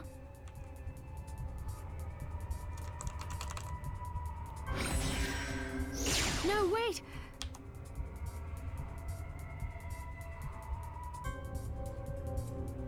I would have preferred you not see that. So the trap Alfred laid was for you? Yes, and that's why I sent Zangetsu to deal with it. He has the power to stop Alfred. Is from it too teleporting. quiet? It feels like it's too quiet. I thought he might be able to contain Alfred, while we dealt with our bigger problems here. It makes sense. But what was all that about your parents? Revenge? I don't want you to get the wrong idea, so I suppose I had better tell you. My parents were exorcists, like me, but during the demon outpouring 10 years ago, they were killed. I'm out of here. I feel too awkward. So I have my reasons for hating demons, and that accursed book. I'm so sorry. You must hate us all for it. I let go of the hatred years ago. All that matters now is that I gain control of the Liber Logaeth and prevent it from ever being used for evil again. Okay, I gotta complain about something though. Again, I know I already complained about this earlier, but it was right away. I gotta bring this up again. Why? Why do they make it like this? Split this line. Split this line into 2 lines. It doesn't fit in the text box. Why do this? You can't even scroll it up if you wanted to.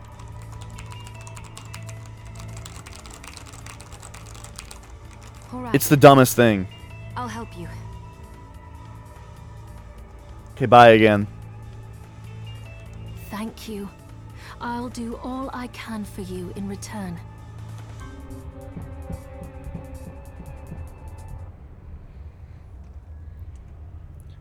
Yeah, that may have something to do with it, but I imagine that that comes up a lot. Like, I imagine that the Japanese to English lines aren't one for one, you know? They could probably add more splits in if they wanted.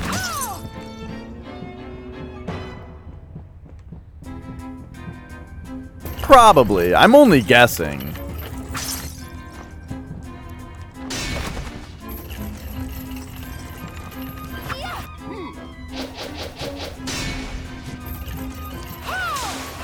Whoa! Okay, that move is way better after I leveled it up.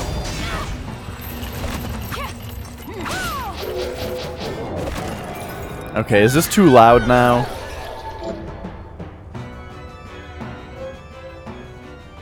I just felt like the cutscene was too quiet.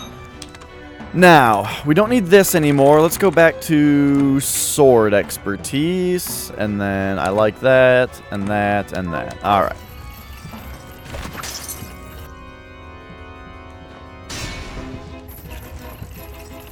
Yeah, I mean, I feel like it depends on how you built the dialogue systems in the first place, you know?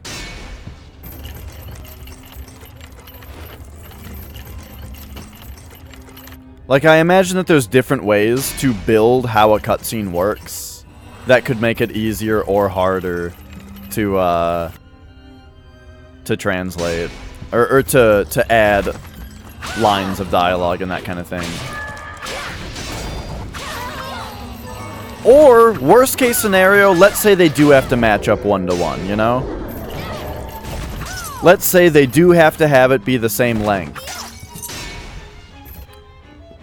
Then rewrite the dialogue so that it's not doing that.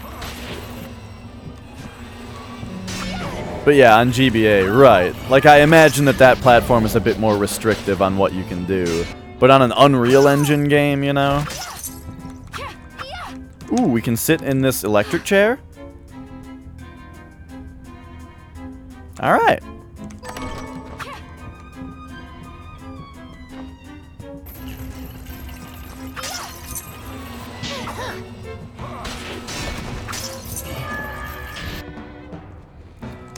But alright, alright. Let's come back here and shave the game real quick.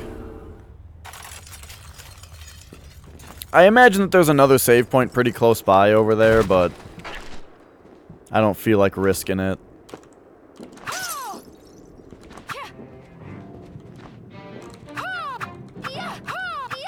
I really am not feeling the increased sword speed that I'm supposed to have gotten from the ranking up.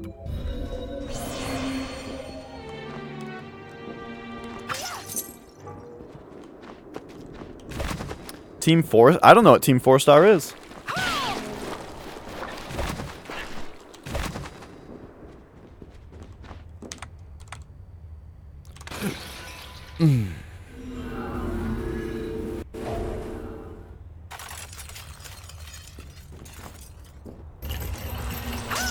Woo! So we need to defeat more of those things for a quest, I guess. Oh, jeez. Oh, they did the abridged series. I only saw the Yu-Gi-Oh! Abridged series, and I didn't see the whole thing, but it was very good. I really liked it. But that was just Little Karibo who did that, I think. It was just the one guy, right? And he was like really good at doing the Beavis and Butthead impressions. That was one of the main things I took. Oh, there's a save point right here, isn't there? That was one of the main things I took away from Yu-Gi-Oh! Abridged. Was that guy could do a really good Beavis and Butthead. Oh, look at this. Whoa! Okay, okay.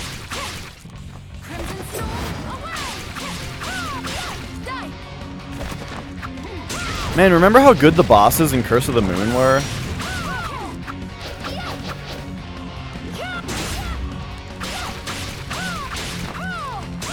Whoops. Oh, shit.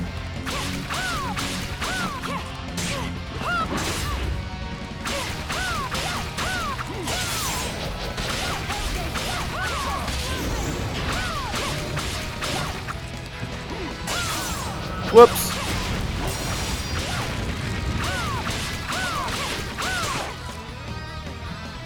So right now we're trying the old just wail on him strat. It appears to not have worked. So that's fine. I feel like it's always, with every boss, it's always worth just attempting the brute force. Because a lot of the time it works.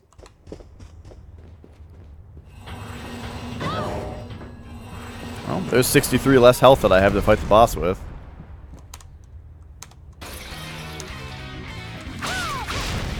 Oh, shit. Yikes. Okay.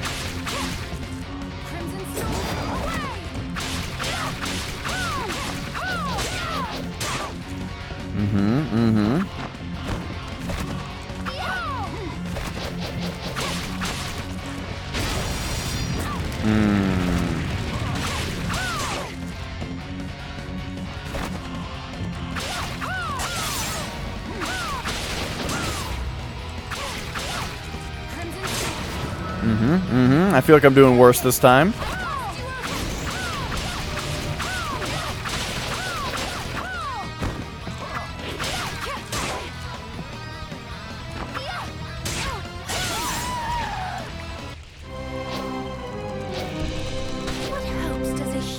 have against me. So, what I'm seeing right now is basically that I'm just not recognizing the attacks quickly enough. Like if she crouches, for example. Jeez, and I keep jumping into her attacks also. But basically, if she jumps, then I should slide. And then if she crouches like that, then I should jump.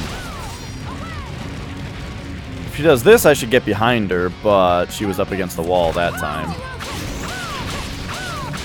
And I basically want her to do that attack as often as possible because... See, like right there, I was mashing jump, but like I was already attacking, so... I just don't have the mobility. There we go.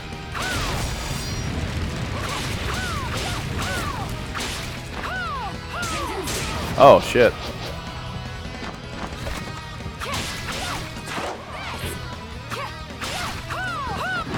Yikes. Do the red glowy move again. Yikes. Oh, now, don't do the red glowy move now, though. Up against the wall. Oh, jeez.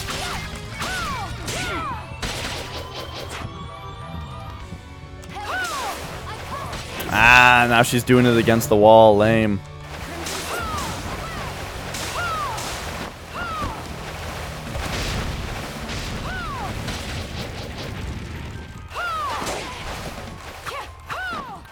Dude, stop it. Stop it! Oh, jeez. Well, that was annoying. I feel like, I feel like that one was going okay. And then, like, she just kept putting herself up against the wall, which is a strat that I can't deal with.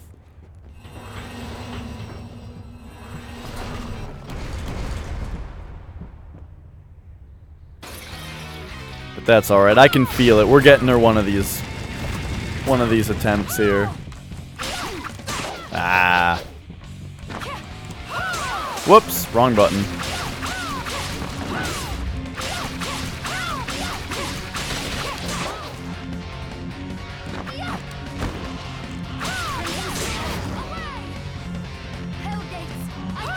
Yep.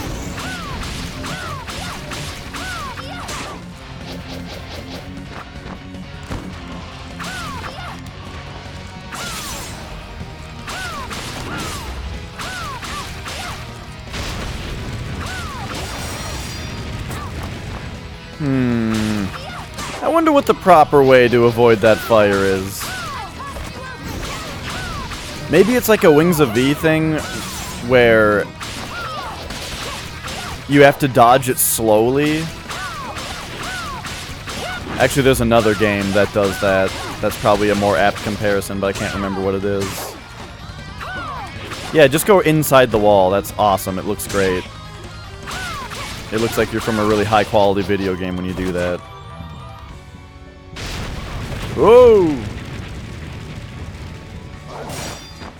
But like the kind of thing where you have to dodge it slowly so that they follow you more slowly so that you actually have room to dodge the whole thing. I guess a lot of fan games kind of do that. If something's just like blasting you rapid fire and you run away from it the whole way, then you go up against the wall and you're dead.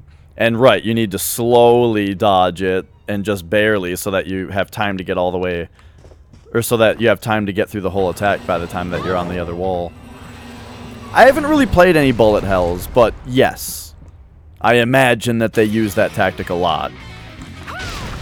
Being that fan games are basically bullet hell platformers. At least sometimes.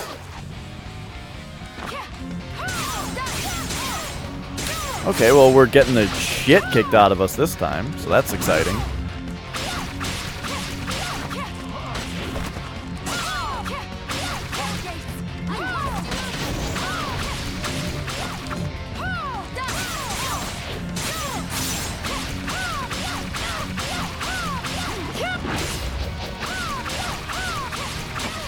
Okay, new strategy. When she ducks, jump over her.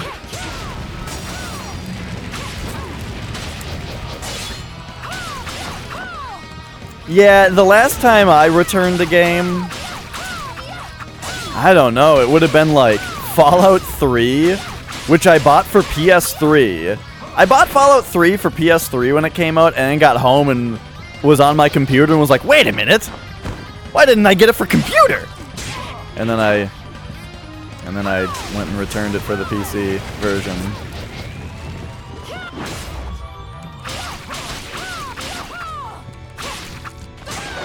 Whoops.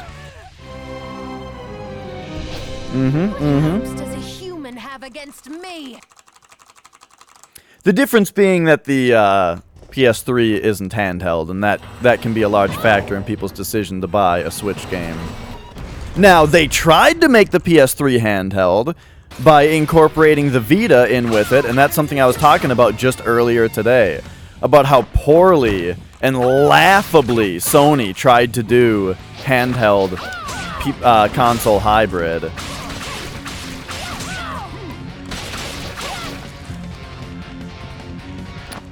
Wasn't this game...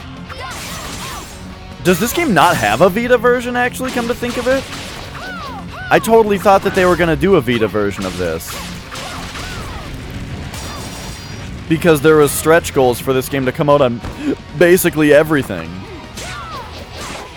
Okay, I'm getting the fucking shit kicked out of me this time.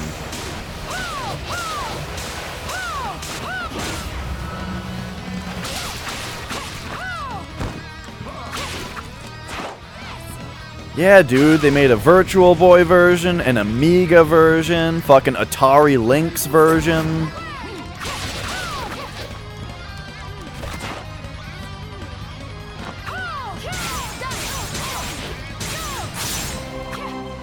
Oh, I got the glitch! What hopes does a human have against me? Sometimes when you die in this game, your character doesn't do the death animation. And so you just retain control of your character in slow motion while the screen fades out. I wonder what would happen if you, like, killed the boss during that time. It would probably just still game over you. Oh, awesome. She just turned around in the air.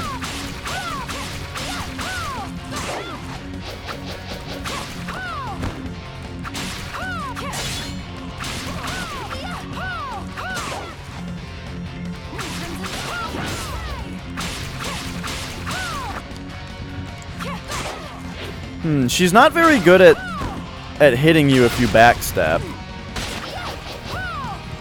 Unless she does that move.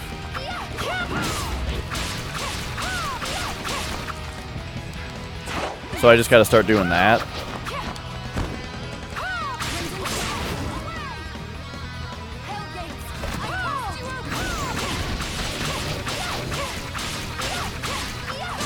Whoops.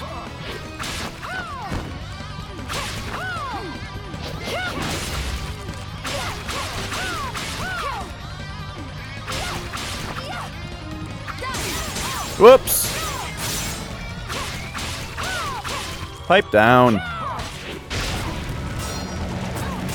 Fucking hell, dude. Oh my god.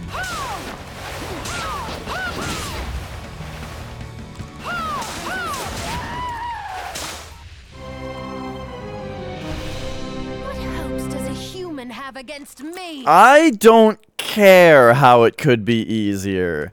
Because the thing is, I'm fighting the boss in a certain way that I'm enjoying and I think is fun. And so I want to beat it this way. I can't stand the, if you just use the fire weapon, then the boss is easy. I don't give a shit, dude. Maybe it's more fun not to.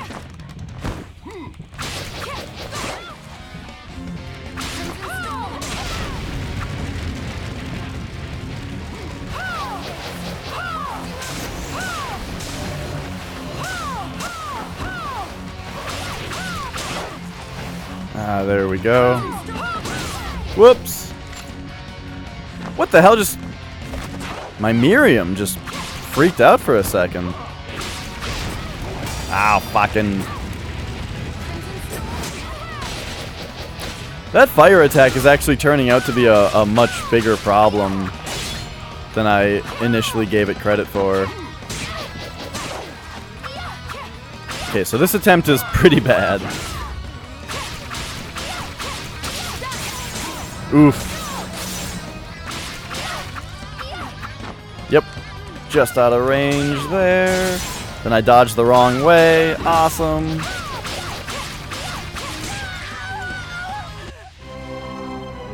But I'm definitely... What hopes does a human have against me? I'm definitely doing better than I was before.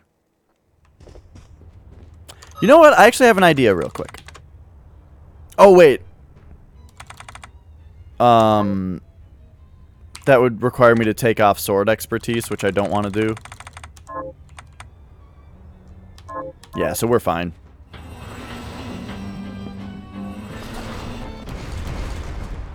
Unless... Ooh, I have another idea.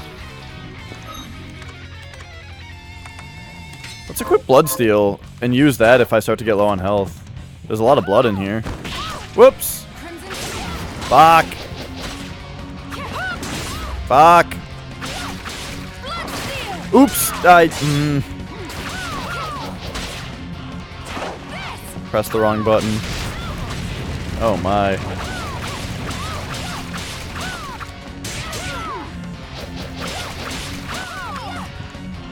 See that? That's why you just don't even bother. Because if I need to figure it out, I'll figure it out. It's exactly what I was saying a minute ago about how I always like just try to brute force a boss on the first try. Which means the more trouble that I have, the more that I might, you know, start to consider little things. I know I have the ability. Just didn't think it was necessary because I felt like I, you know, wanted to actually learn how to fight the boss first. It's like why I never really use fire paper or bolt paper in Bloodborne, you know?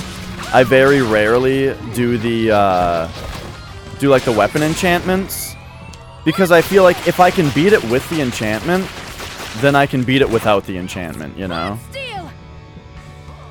Oh wow, that didn't actually help as much as I was hoping it would.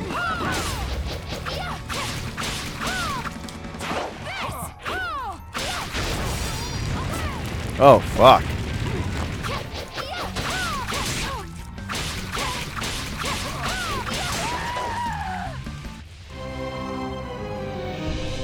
What hopes does a human have against me? Yeah, but still... Right, because if you... What you're saying is, you're doing something wrong. You should be doing something else. Just because you're not saying what you think I should be doing, specifically, doesn't mean that you're not telling me that I'm doing something wrong. Telling me that I'm missing something, or that kind of thing, you know? And that it's just as much. It really doesn't matter whether you say specifically or not, because that's like... That's what you're saying. Which I don't think that I am doing anything wrong. I think that I'm learning the boss's attacks, sort of. I'm getting better at it, sort of. And eventually I'll beat it. And I'll have a good time with that.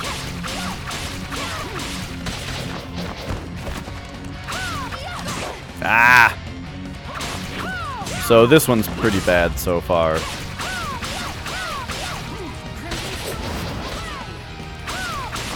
I gotta focus a little bit more on the next attempt.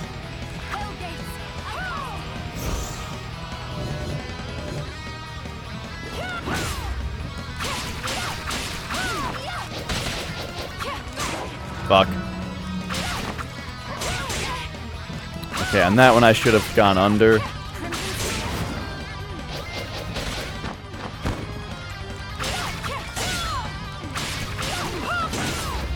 Oof.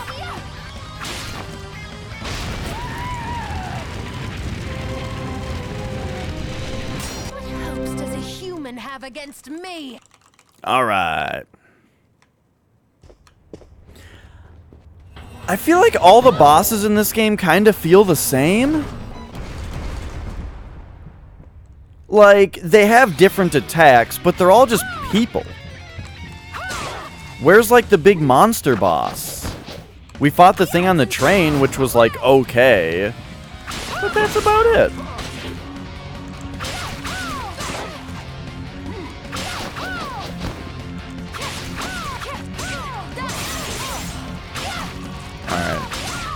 No, I'm not concentrating again because I'm complaining about the boss design. Like, every game's got its doppelganger, sure. Dude, Dark Souls 2's boss design? Yeah. What's this guy? Oh, another big guy with armor. Yeah. The big dragon was the lamest boss so far of all. It was just the normal dragon, but bigger. What hopes does a human have against me? That was the laziest boss. They just took the normal dragon enemy and made it 4 times as big. Didn't give it any new attacks from what I saw. Maybe it had new ones, but I killed it too fast. Ow, jeez. Oh my god!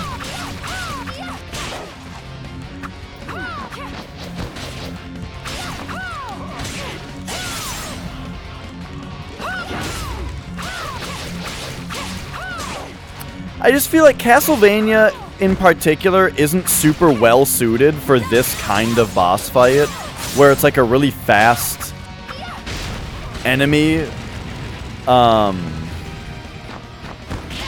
Because of like the Castlevania style of like how long it takes you to attack and that kind of stuff, I think the games are more suited to enemies that are more pattern-based, like Curse of the Moon had. Curse of the Moon's bosses were so insanely good. But this one is just, oh, it's a person. This boss is a person. Nah, Castlevania 1's bosses are very they're not like a dude like this. It's like the bat that swoops, you know? And that's what it does. And you've got the Medusa head that spawns little guys. And that's what it does, you know? Then you've got Death, which is just a crazy boss. And you've got like Frankenstein, which he just kind of walks back and forth. And he's got the little guy that jumps around like on a schedule, you know? Like, the closest thing to this that the first game has, I would say, is like the mummies. But they're very simple. They walk back and forth and do one attack. But there's 2 of them is the challenge, you know?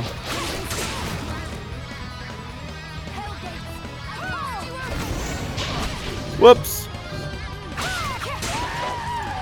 But yeah, Curse of the Moon had just such crazy good bosses. Against me.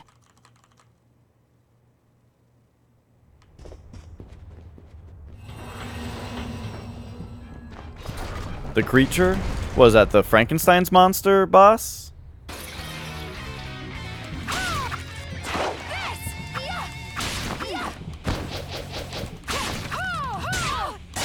Ah. Shit.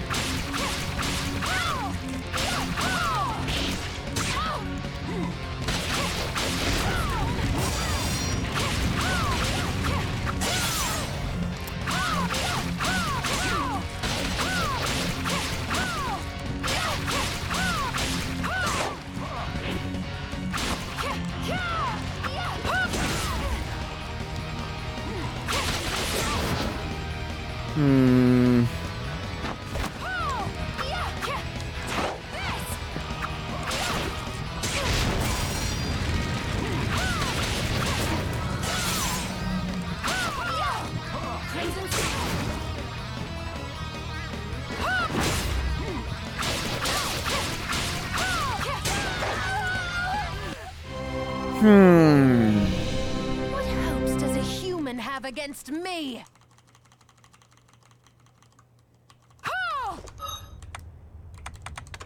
Let's take a look here. Oh, I used my high potion, huh?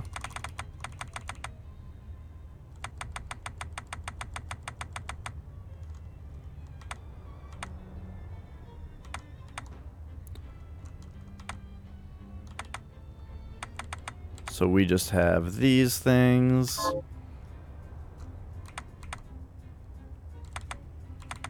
You know what? I actually think that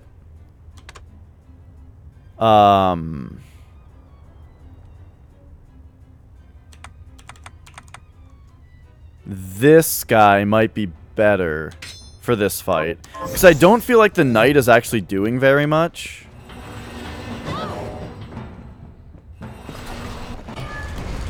But like having a little bit of healing might help. Oh my god.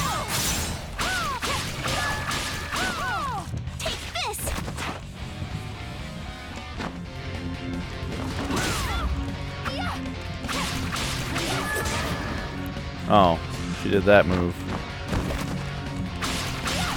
I don't know.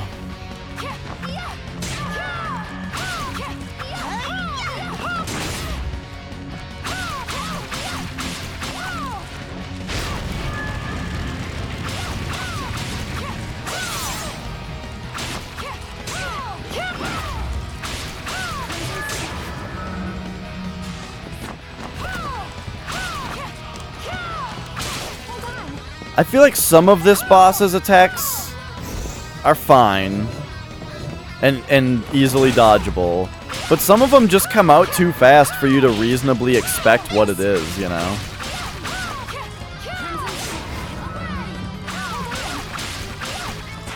But like that attack is perfectly reasonable.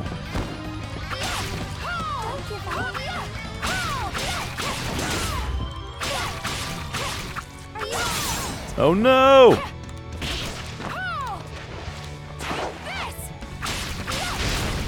Well, give me the potion already! Are you all right? Oops.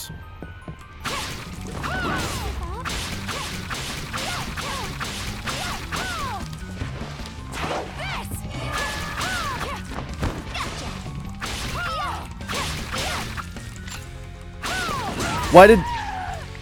That was weird. My character did that thing again. Wait a second. Human have against me? There might be something about this sword that I'm not getting. No? Oh. Okay. There's a forward attack move for it. That, that does something. Yeah, I definitely think that that was a good thing.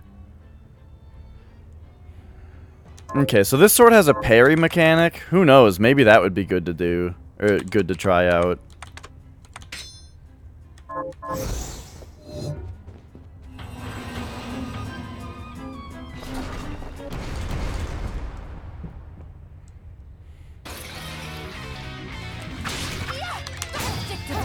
Ho-ho! Look at that! Whoops. Oh my god.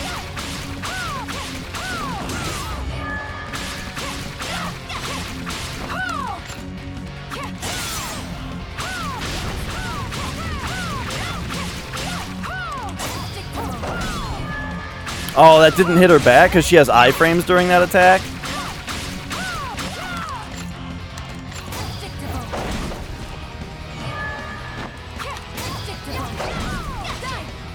Well, I like this strategy.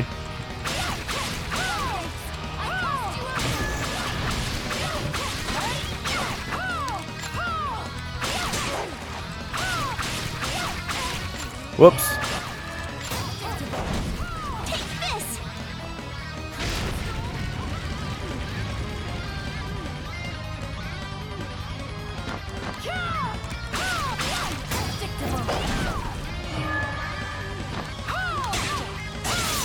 Whoops. Give it to me. Thanks.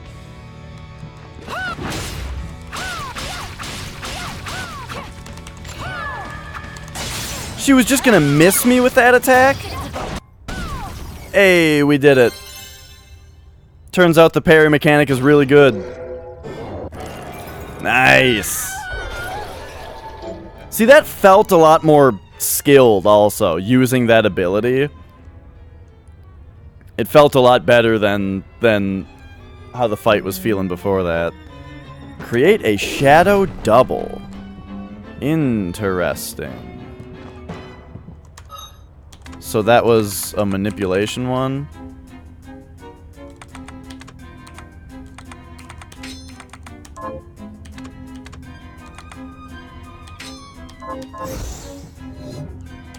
So, what is this? Oh, weird. Huh.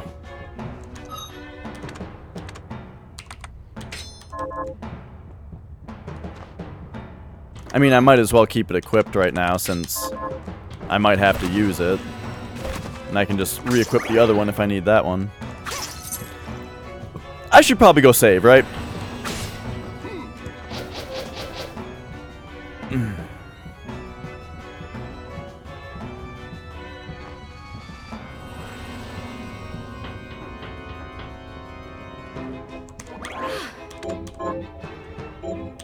Yeah!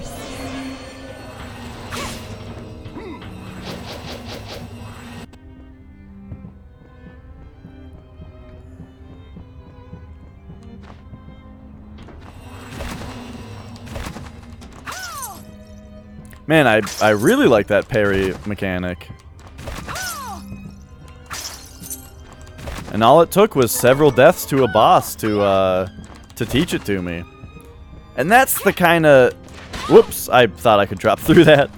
That's the kind of mechanic learning that, that I enjoy. Whoops. I don't like when I accidentally do the parry and then I don't attack something because of it. Oh, get out of here.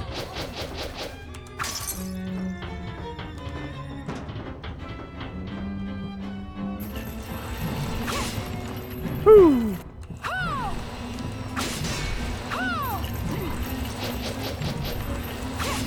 So I feel like the Bloodsteal ability was, I tried it once and it was kind of worthless. I mean, of course, it would have been better later in the, like, the later in the fight that you use it, the better, but still.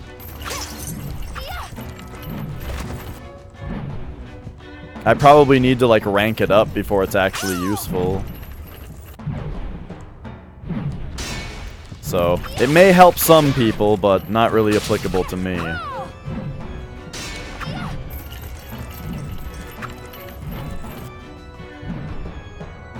I'm learning.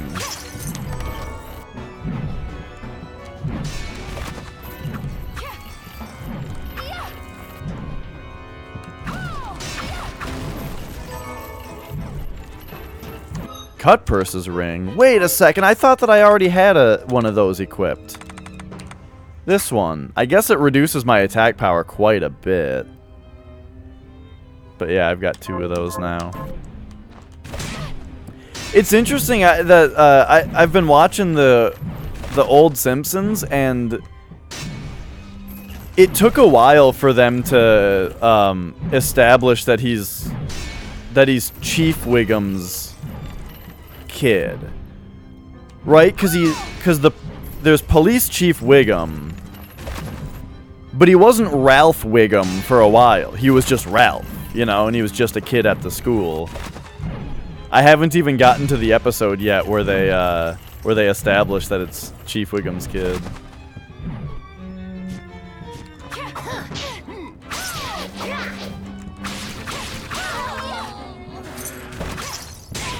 Whoa.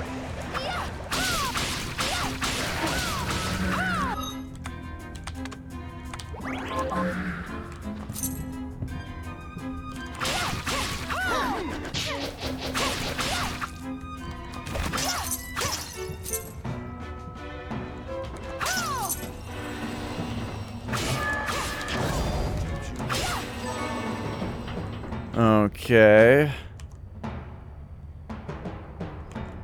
Uh-oh. I'm panicking a little bit here.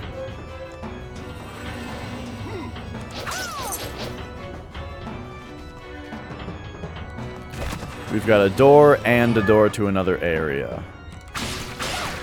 This thing we should be able to just defeat. Oh, jeez. It hissed at us and that poisoned us.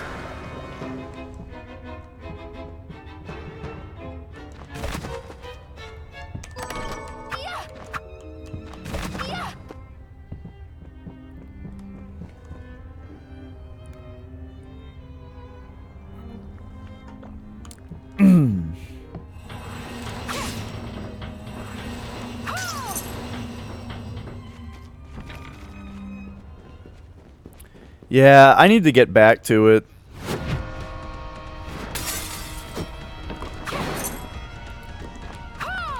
I just, I haven't really been watching any shows lately, you know? But, just like 2 days ago or something, in an attempt to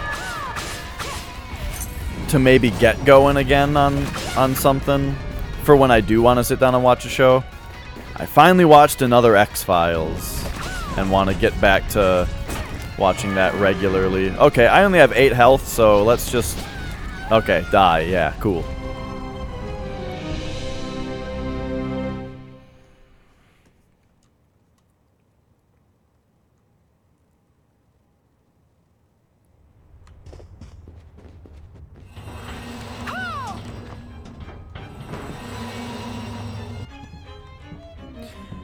Yeah... The Simpsons has been on for a long time, and it's very weird to see it be something that no longer takes place in the 90s, you know? Did you guys know that Matt Groening's original vision for The Simpsons was to have it take place in, like, the 60s? It was supposed to be, like, one of those old, like, 60s sitcoms. Like that Matt Groening grew up watching. He wanted to make a cartoon version of one of those specifically. Where it was going to be like an alternate universe where like they had similar things to what we have. Like Time magazine, right, would instead be something just similar to that. But also specifically that it took place in the 60s. Instead, they dropped the alternate universe thing, and instead it was just real life, except for the fact that they are in, like, a fictional town. And it took place in present day, which at the time was the 90s. If they had kept it in the 90s, though... Firstly, there are 2 things about it. Firstly, I think it would be better than what they have now, of, like, it just being really bizarre that now it still takes place in present day, but all the family members are the same age, you know? But how could you improve that? They're yellow and they have 3 fingers. 4, including the thumb.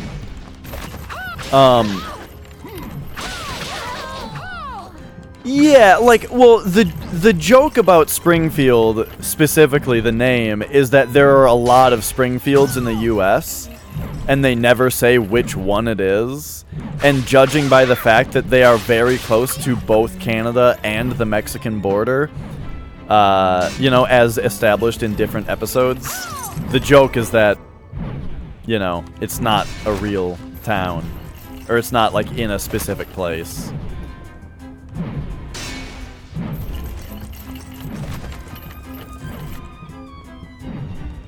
But anyway, there's not really a good way to fix the Simpsons problem, you know?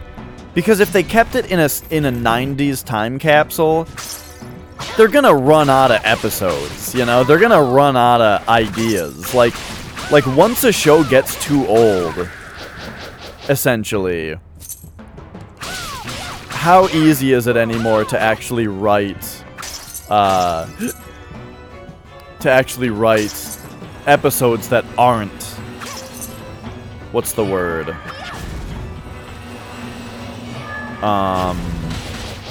What's the word when it's, like, based on a current of... Topical.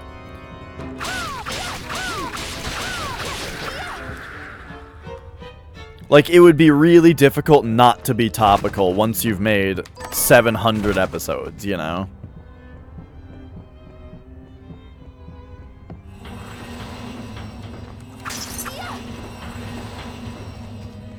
So basically what I'm saying is that they should have just stopped making Simpsons episodes a long time ago. Because there is no proper solution, except that the show has gone on too long. But the problem with that is that that is just my 90s nostalgic point of view. Where if you are a kid now, and you watch The Simpsons now, and it takes place now, that's better for you as a kid, you know? You can't make, like, if they kept it in the 90s, not only am I saying that it presents a writing problem where they've already made every episode they can make, but the other problem with that is that who does that appeal to anymore, right? Like, you're talking about a dying fan base. If you're talking about the show only appealing to people who watched it in the 90s and then they're still making episodes for it, that doesn't appeal to new viewers, really.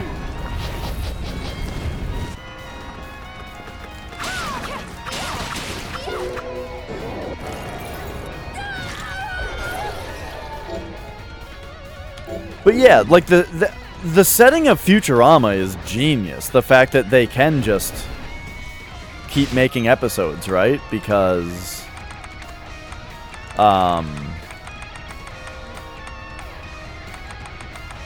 they can just keep making episodes because they don't have to be topical, and they can change whatever they want and do whatever they want because it's the future and they make up the rules, right? Futurama is genius. However, my issue with Futurama is that it had 3 seasons of being the best show ever, and then it had 4 movies, which were all great. And then they brought it back on Comedy Central after the movies, and it wasn't as good. And the problem was that they did make it topical. They made it about present time, while not taking place in present time. So they were just like, how about we make an episode about this, you know, hot topic going on right now, but we make it Bender.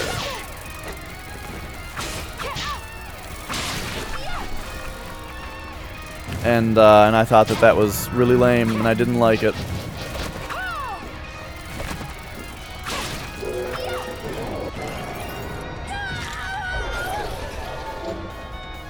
Increases stats as HP decreases. That's interesting. The old equalizer. Fuck. Oh, this is what cursed us. Alright, I gotta wait this curse out because it's kicking my ass. Glaz, that's actually a thing that I believe was talked about. Found any groupies? I don't really know what you're talking about. For me? I don't have groupies. But, I heard recently that they are talking about either significantly changing Apu's character to be less of a stereotype, or retiring the character altogether for that problem. But the problem with that is,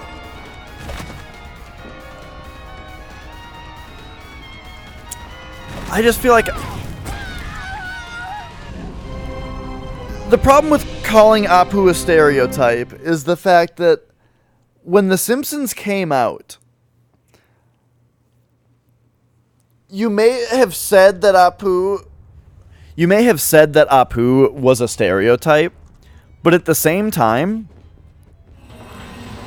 he was the only Hindu character on primetime television, you know? Right. There are several issues with saying that Apu is problematic.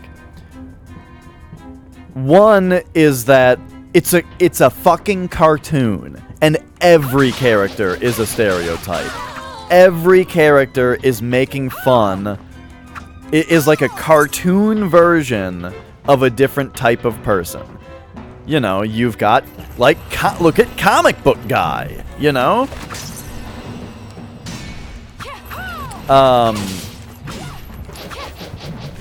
Every character in that show is a cartoon character. It's not a stereotype necessarily. It's a cartoon character, which is often and Cletus, yeah, which just often is stereotypical.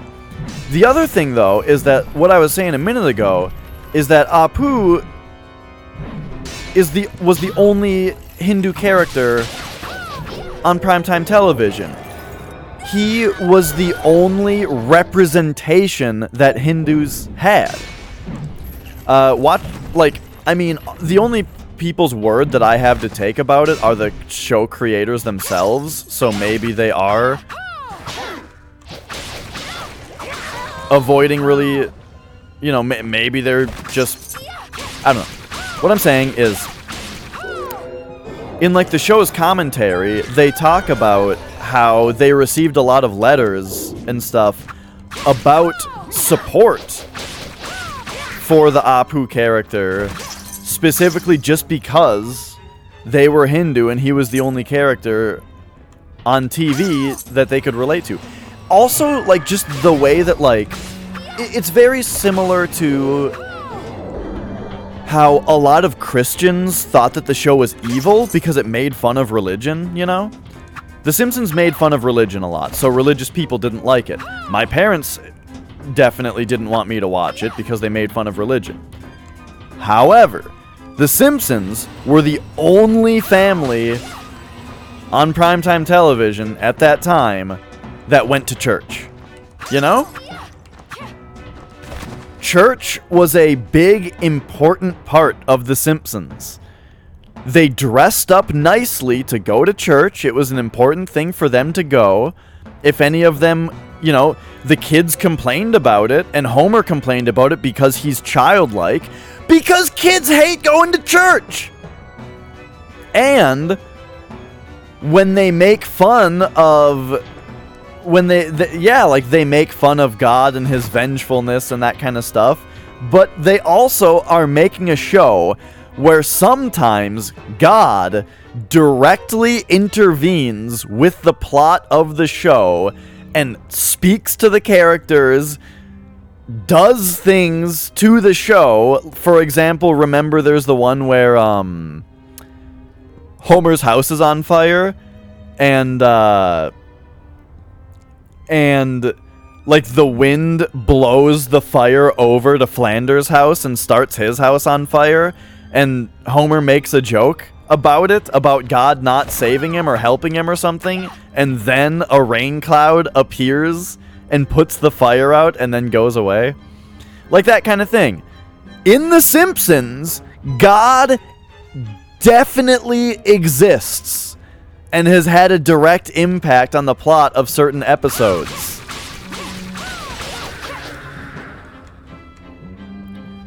So how could you say that the show, like, promotes atheism? I don't know. I guess because you could say that it's a joke. They're having it be that way, like, to say that it's ridiculous. I don't know. You could put it that way if you wanted, but if you try to spin something against your own beliefs, then of course you're gonna succeed, because you're trying. I don't know what I'm saying, really.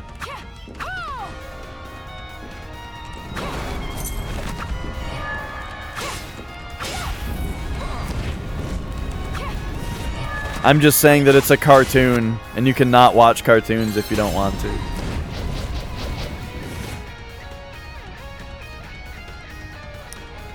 Oh, yeah, yes, Sarah, that's the episode with Mr. Plow. Because Homer makes Mr. Plow, or he buys the plow and becomes Mr. Plow, and then Barney becomes Plow King, and then they're competing. But right, and then at the end of the episode, they say something about that like they're two buddies working together and not even God can stop them, or something like that. And then right, it immediately becomes spring, and all the snow immediately melts and all the flowers bloom. Barney is great. Oh, and yeah, I was actually going to bring up, Willie, that I've heard, not just... I have confirmation from a real Scottish person, being Crab, that it's true what they say in the commentaries, that Scottish people love Groundskeeper Willie.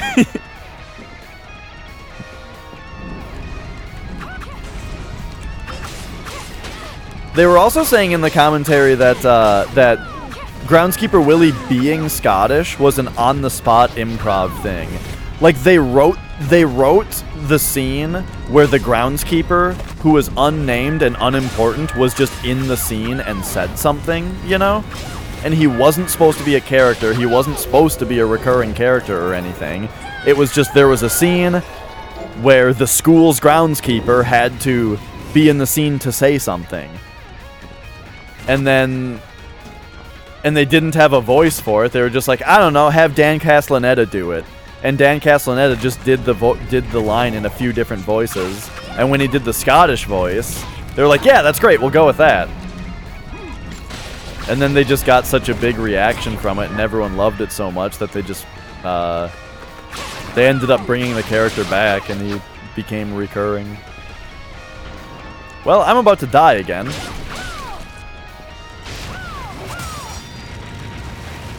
Whoa!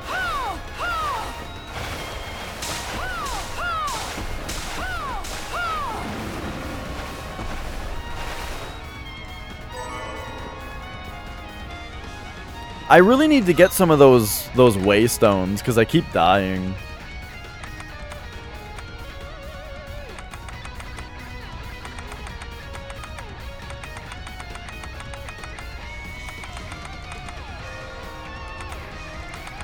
Do these do increase your health? I wasn't sure. Wait a second. I should be breaking these down for ingredients and not using those. Yeah, Groundskeeper Willie is a great character. I love when Bart is getting attacked by the wolf in the school. And it's like a boy who cried wolf thing where the whole idea of the episode is that nobody believes. Oh, it's because Bart is trying to like avoid tests and stuff by pretending to be sick and all that. So then when he has to take the test and an actual wolf actually attacks him, Krabappel doesn't believe him. But then Groundskeeper... Oh, I fell for it again. But then Groundskeeper Willie comes in and like busts his shirt off and he's super buff and he wrestles the wolf. Oh, it's great.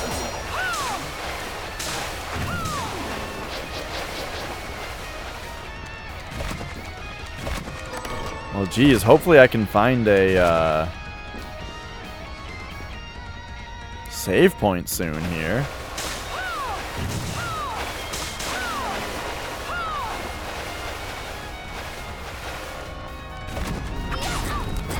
Oh, geez.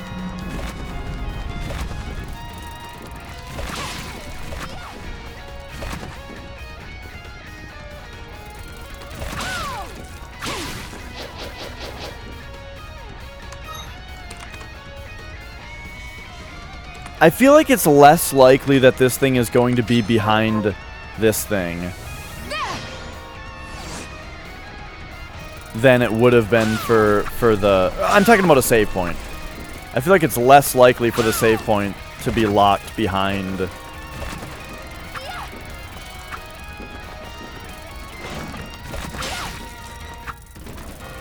Oh, shit. That might have done me in just there.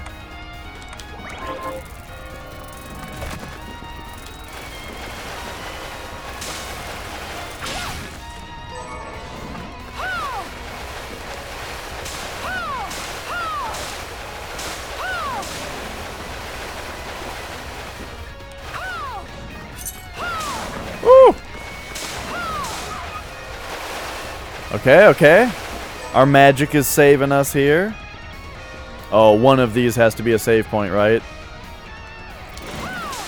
Oh, God.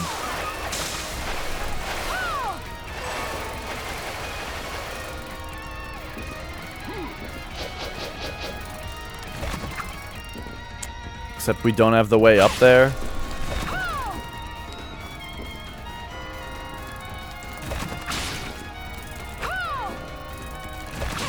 There we go.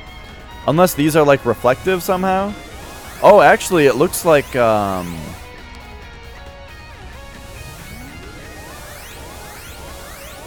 guess we can't get up there exactly. Oh yeah, we can, just like that. It looks like you might be able to stand on this spot. Yep.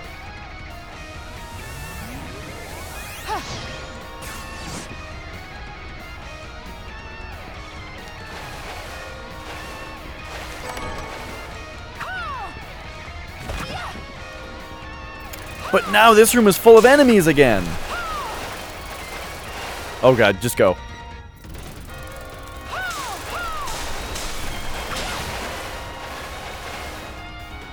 Now there's this dog down here, though.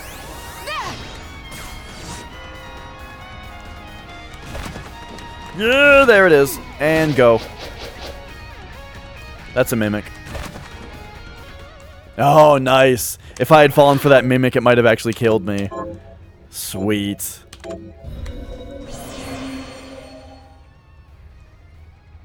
This background theme is one of the first... Oh, okay. Like, they composed it earlier. Interesting.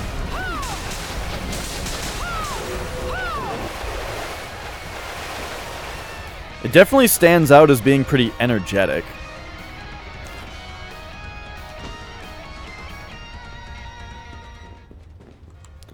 Alright.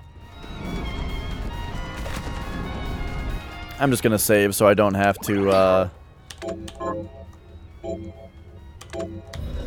go into that thingy-majig every time. Alright, well, we have a boss. Let's go.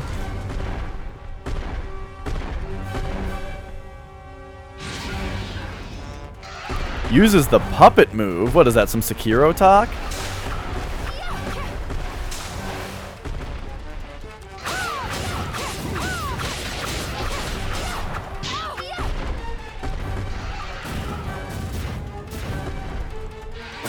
Oh, this thing is going to give me an ability that lets me walk on the ceiling? Yo. That's going to be pretty cool. Yeah, you know, I'm done reading the books.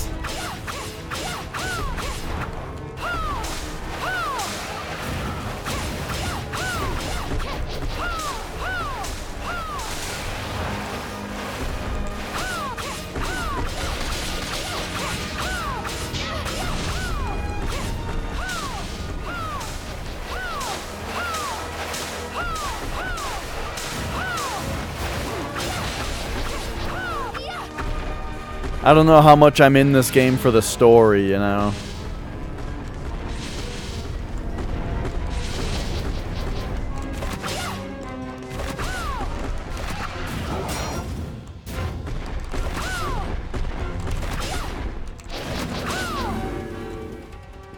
Oh.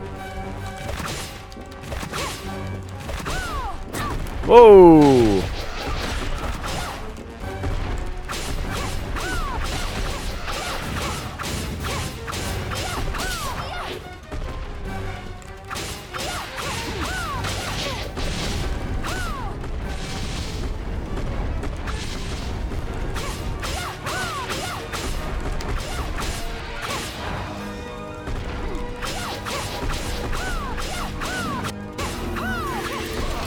Got him!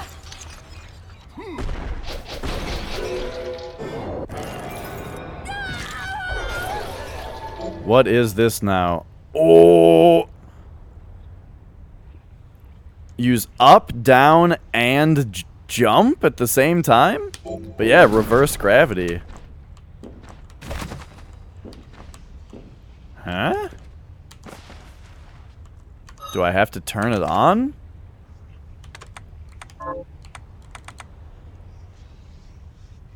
Do I have to hit them all at the same time? Oh, gee. Whoa! It actually turns it around.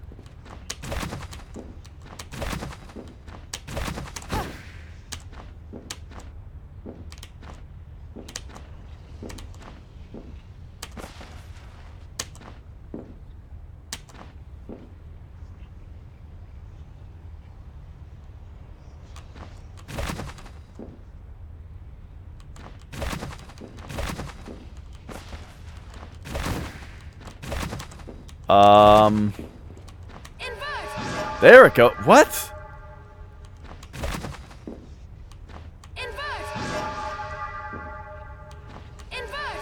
Okay, now I'm getting it.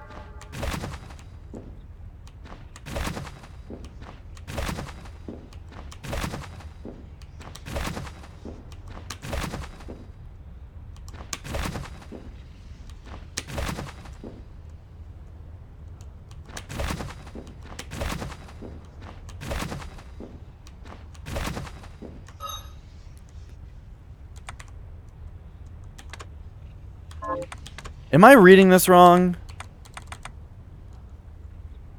Maybe it's just one or the other?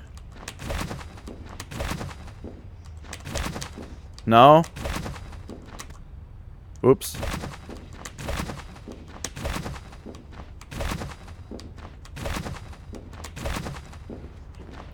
I feel like we're gonna have some trouble pulling this off.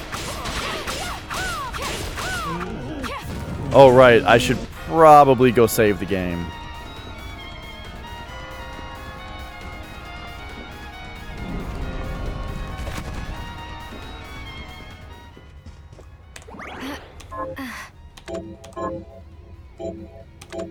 Okay. Well, shit. Now we can go wherever we want.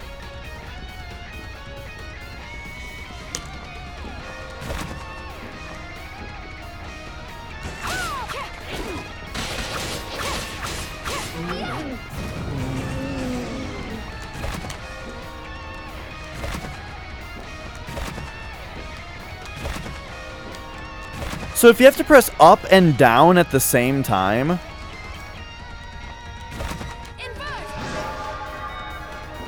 Wait. Oh! You press down, up, 5. Got it.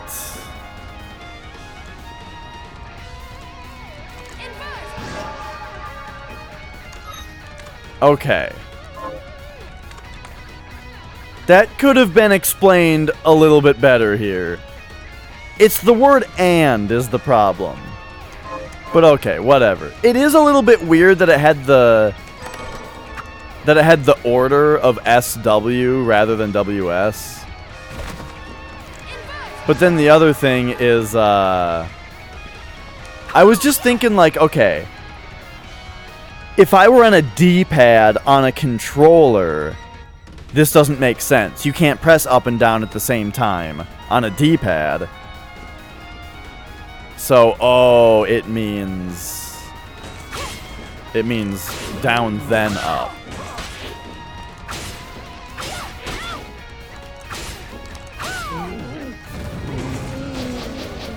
Right, that was the thing, is I had to think about it in terms of a controller.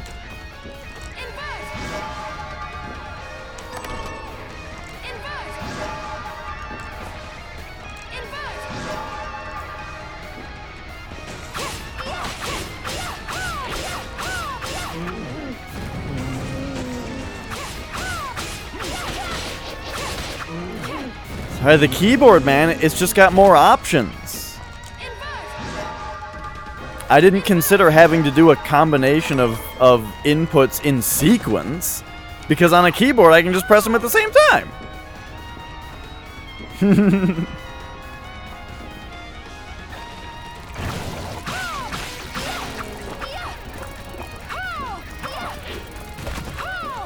I mean, hell, I could just have a dedicated button if I felt like it, if the game allowed me.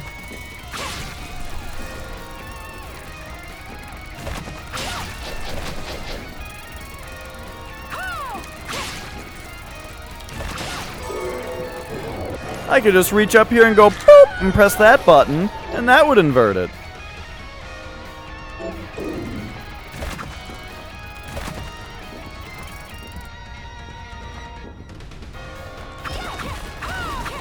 Alright, that was the most obvious fake wall yet.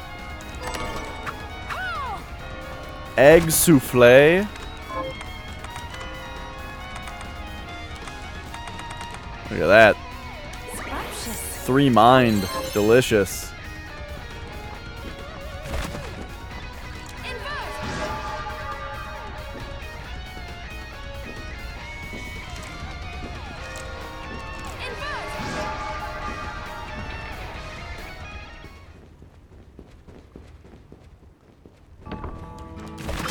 All right.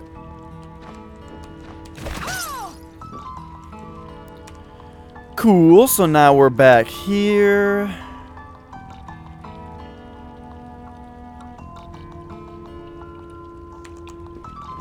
And we've got some stuff to explore now.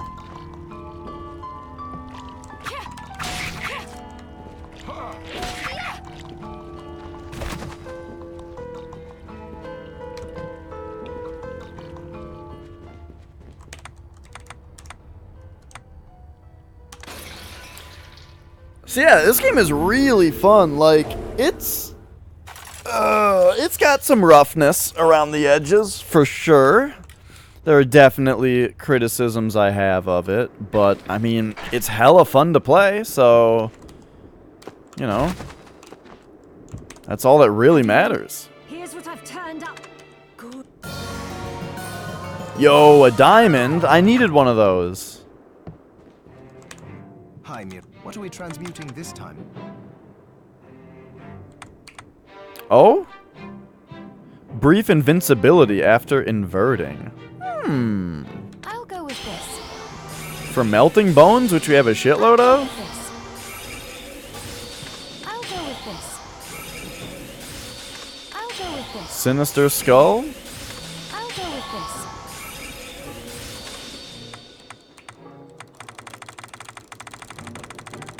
Alright, now down here we had... Oh, I didn't realize I could... Oh. I'll go with this. I should probably rank my boy up. I'll go with this. I'll go with this. I'll go with this. Nice, nice. Water horse mane? Ah, that's just for recovery.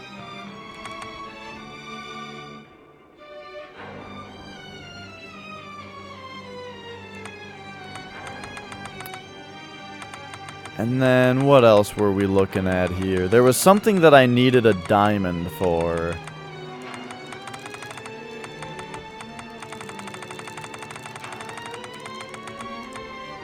No, it wasn't that.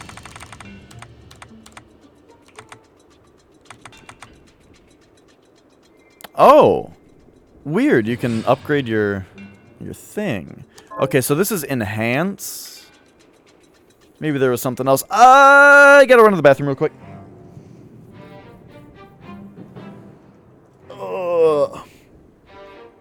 It's also been 3 hours. So thanks, everybody who's been watching. It's been real fun. I hope you guys are having a great day. I'm having a great time with Bloodstained here, and, you know, I hope that everything's going well for you as well. I gotta take a stretch, water, and bathroom break. So if you guys need to stretch, go to the bathroom, get snacks, any of that kind of thing, it's a good opportunity. I recommend it, especially the water thing. Drink your water. I'll be right back.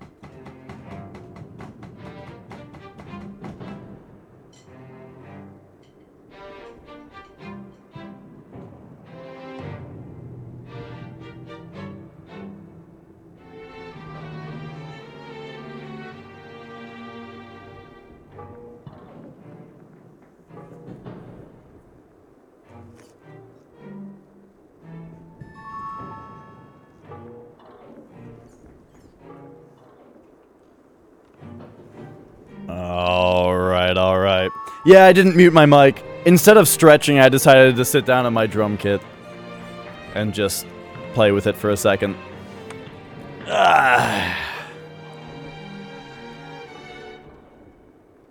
And there we are. So we're back. So I'm unstretched. But I did practice my accent notes for a minute.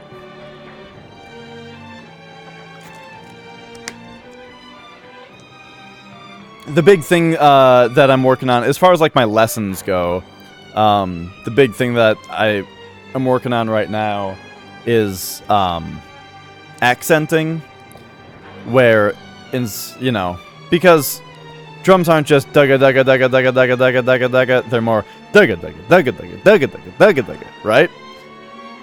But it's more than just that.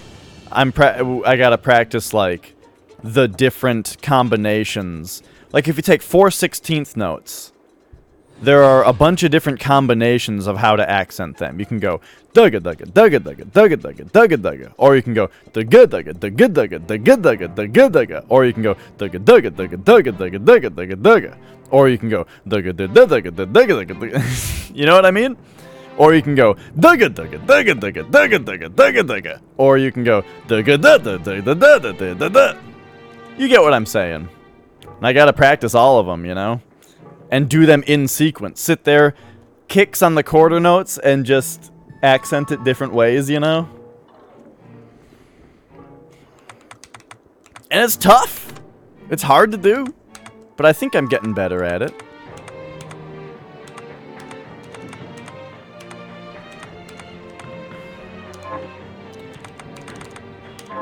Come back if things... All right. I do gotta do my real ass drum practice pretty soon here. That's hard to. It's hard to do duggas with the offbeat accents, you know, because it's easy to say dugga dugga dugga dugga, but dugga dugga. That's hard to say. The good. Fuck, dude. The good. I can't do it. Maybe I should practice that too. You know, a natural part of learning to drum is also learning to beatbox, right? Sometimes you don't have the kit around, so you gotta beatbox instead.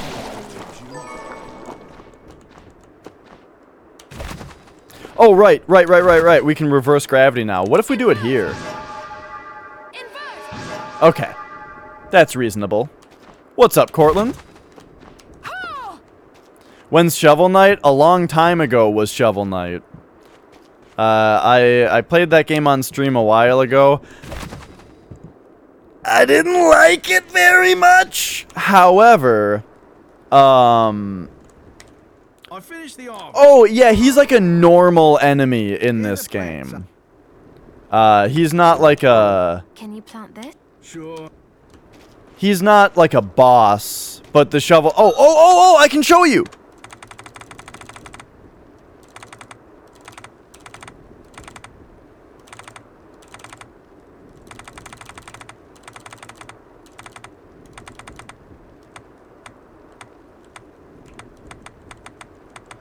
Where is he?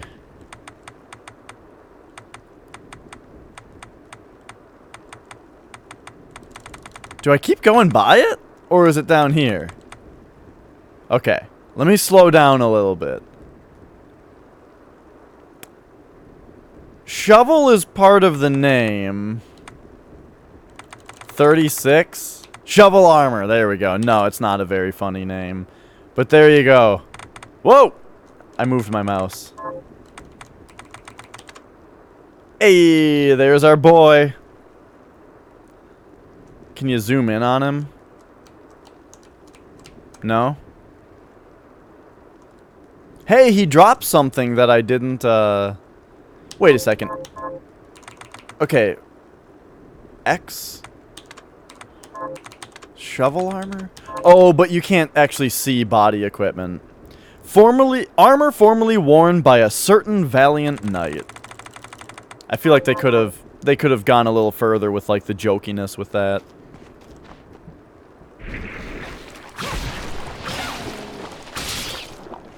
You know, did you guys ever play The End Is Nigh? Oh, okay, yeah, I didn't try, but oh, look at that. Okay, so I guess you do look different with this. Oh, you can even do this.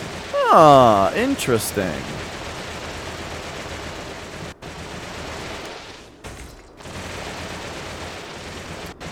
Funny, the game taught me earlier that, yeah, there we go.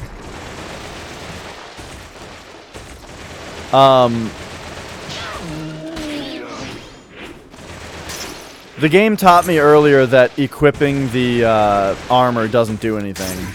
So I stand by my assumption that it wouldn't do anything.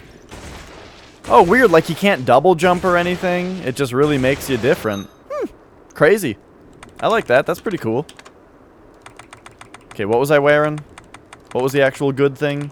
This. I haven't looked at other stuff in a while, though. Oh! Kung Fu Vest. Increases my attack and strength. Lowers my defense quite a bit. Yeah, for only one attack power. Well, the thing about End Is Nigh streams is that if we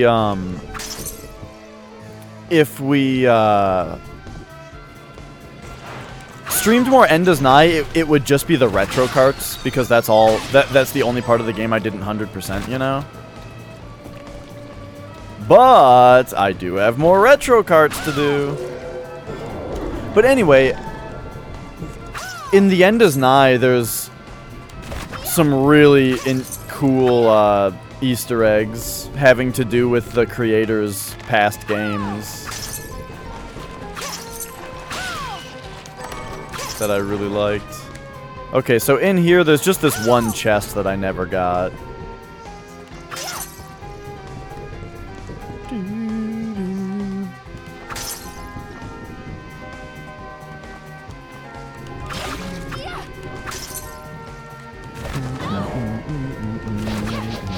So who is going to be playing World of Warcraft Classic when it comes out? Or at least trying it. At least giving it a shot.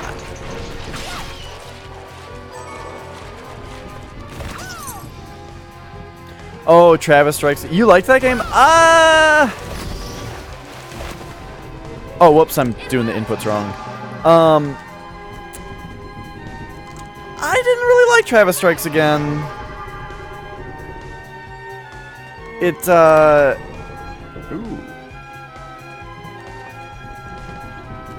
Okay, here was my thing about Travis Strikes Again. I thought that the base gameplay was pretty fun, and I really liked their idea with what they were doing with it, where like every level took the simple gameplay and like changed it a little bit to make different games. Like it might be top-down, or it might be side-scrolling, or it might be isometric. But then on top of that, there were like little other mechanics, like building, you know, like flipping the town tiles and that kind of stuff. All that kind of stuff, great. I had two issues with the game, though. My first was that every level was about 3 times as long as it should have been. You know, like the way that they changed up the mechanics was like, oh, neat, now they're doing this with it. That's cool. But then it went on for way too long. And then my other issue was that between every one of the levels, you had to do that scenario where like it was just dialogue.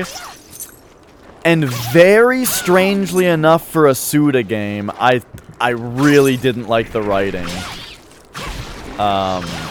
I just thought it was super boring. Because, like, the best parts of Suda games are the cutscenes. Generally. And in that game, it was like, instead of cutscenes, you only had dialogue. And then the dialogue was, like, they like broke the fourth wall and were self-referential to a point where it wasn't funny. You know, it was just like, yeah, okay, we get it. We get it. Self-aware. You know. So, I don't know, man. I didn't end up finishing the game. Maybe it gets better at the end. Who knows? I certainly don't, because I didn't play the whole thing. However, that doesn't make me less excited for No More Heroes 3. I am still very excited for No More Heroes 3. And by excited, I mean I am cautiously optimistic. Because that's as excited as I get, is cautiously optimistic. Yo, I love that this Silver Knight blocks projectiles from hitting me all the time.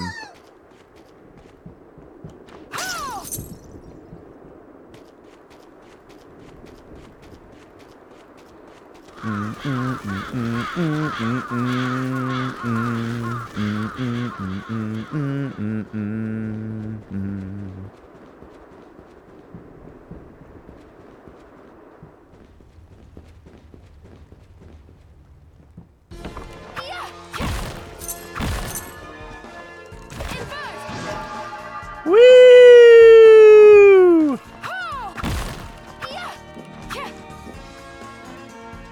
Alright, we did it. Oh, geez, my phone is ringing.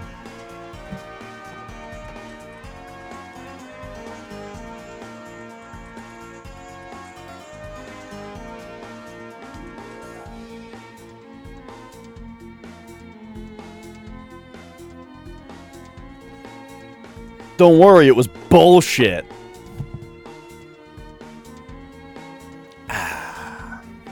Yeah. Hotline Miami was a crazy game. I feel like Hotline Miami, gosh, that game was a lot more, like, revolutionary than it should have been, you know? Like, it was such a simple game, but the fact that it, like, was really interesting story-wise and made people wanna keep playing it, you know? And reminded me of Killer 7 a lot in its weird storiness. Like, definitely did a lot for it, and then, like, the soundtrack was so good for it, and the fact that it was $5, and, like, all these little things about it just made it, like, so much more than the sum of its, or than its parts. The sum is, the game was greater than the sum of its parts. That's what people say. Oh, shit. And then, yeah, it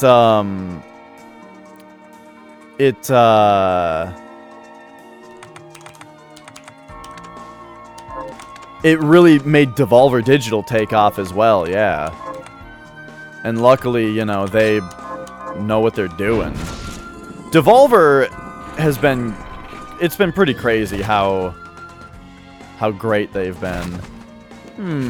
Wait a second, this is interesting. Can my thingy-majig bounce off of this? No? Okay.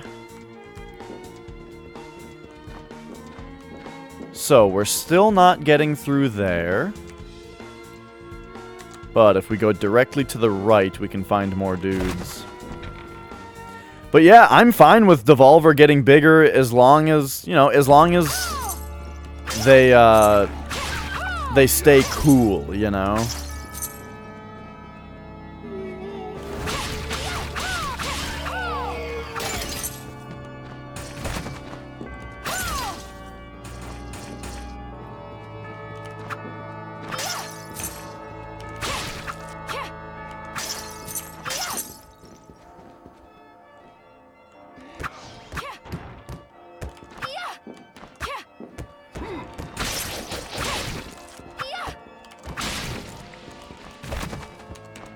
Alright. So before...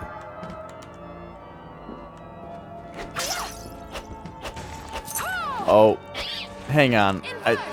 We need to defeat these things. Because we need their shard. Oh, this is just a place I just didn't explore.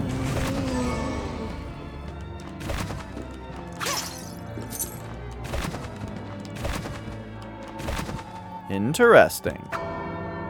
Hey, we rang the bell. This has to be good for something, right?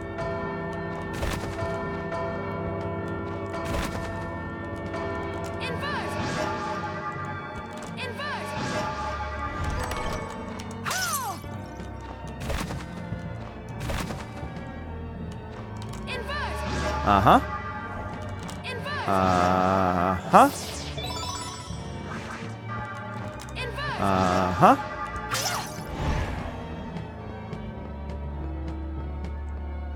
Ah, that's up there. Okay, so we still can't get through here. I like that gravity is reversed for everybody but Miriam and her, but also not her clothes, though. Well, her scarf. Her skirt isn't flopping up, but her scarf is.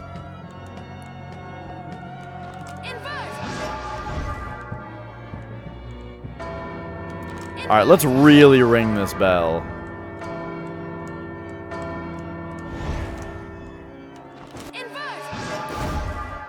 Blam! Oh wait, I can do it even better.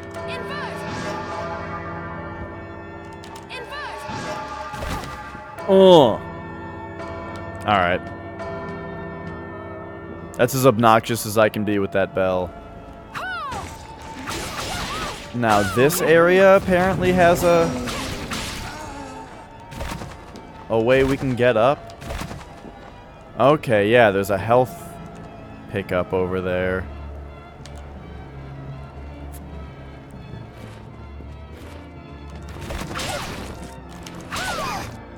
What? Oh, I never came in here apparently.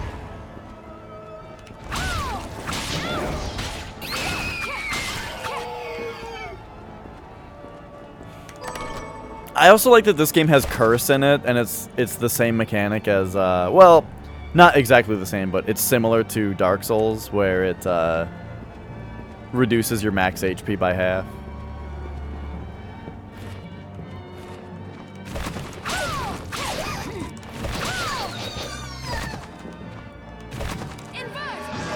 But different in that it's less of an ordeal to correct.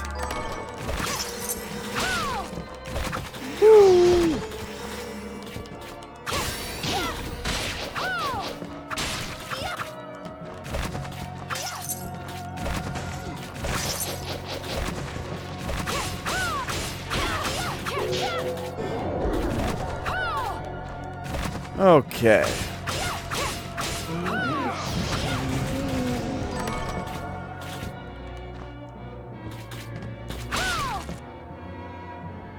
So this is still somewhere that we've already been. Oh, look at that though. Yeah!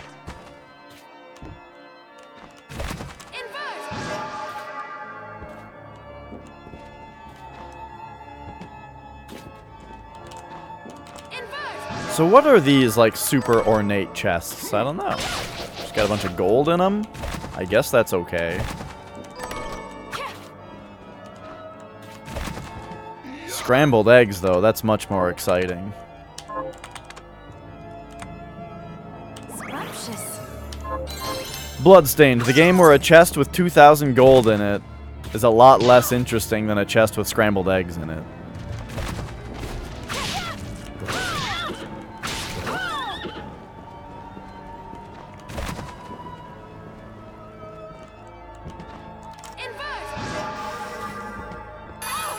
Uh-huh.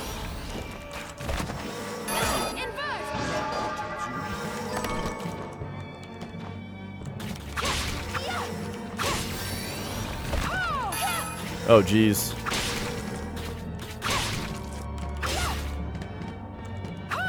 Woo!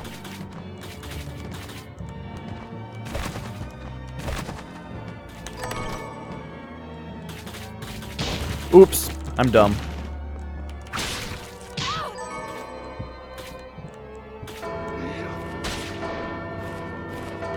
Wait, what if you go into the bells? Hee hee!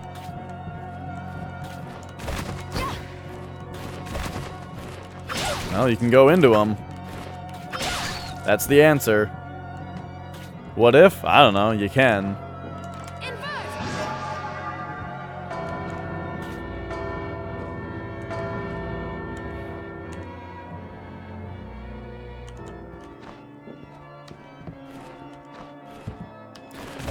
Oh, yeah.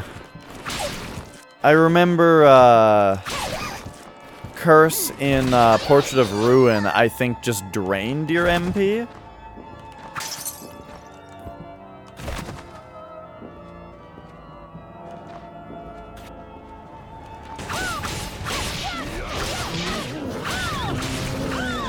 I like the Dark Souls style, though.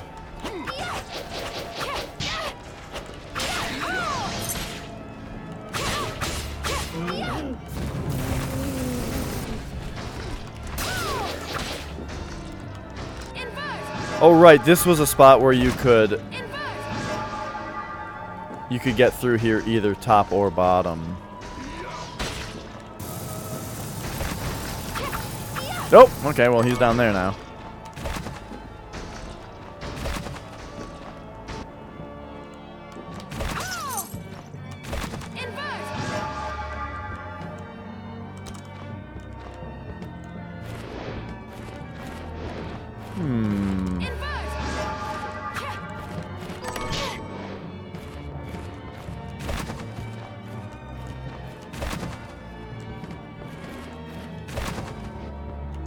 Ooh, what's this?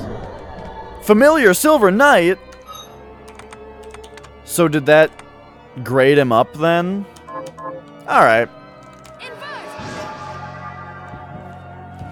That's the second... Whoa! Okay, that was very confusing what just happened. I think that's the second Silver Knight shard that I've found laying around.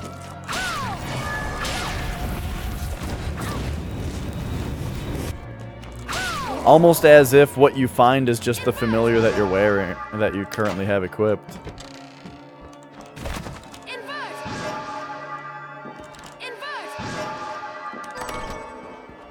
Carpenter's Key.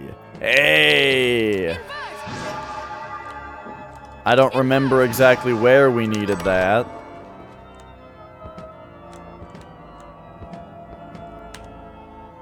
But we can go find that somewhere here.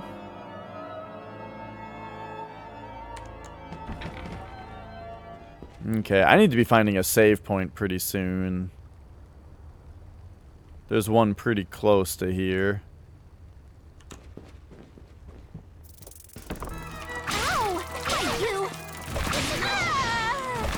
I keep thinking that that's an enemy attack. What my buddy is doing.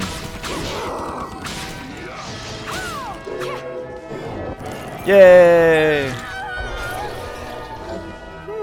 So we could have the Bloodbringer as a familiar. That might be pretty cool.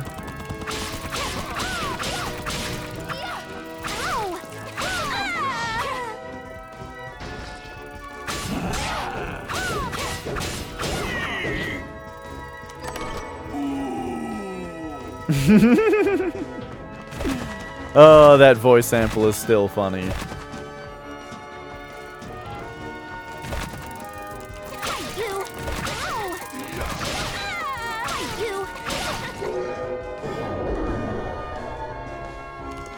Augment your mind.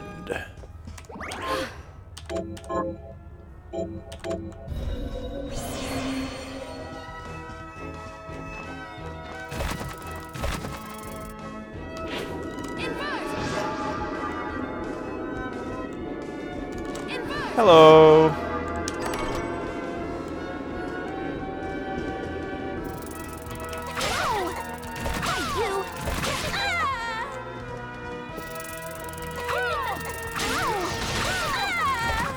Oh. Yikes. Yeah, we're right next to a save point.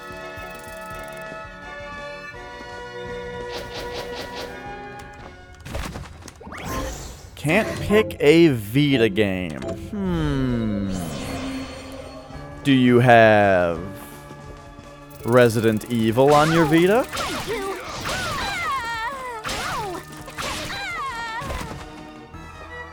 Okay, what was this? This was a Millionaire's Key.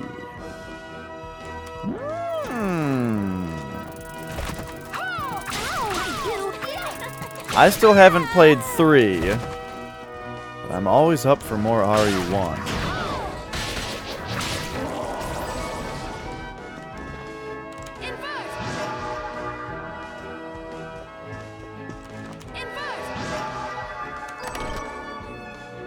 Another Blutgang.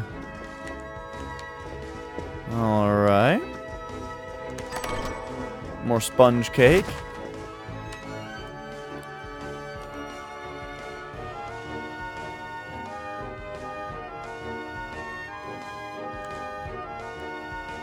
And we just gotta go straight right. Makes sense, crab.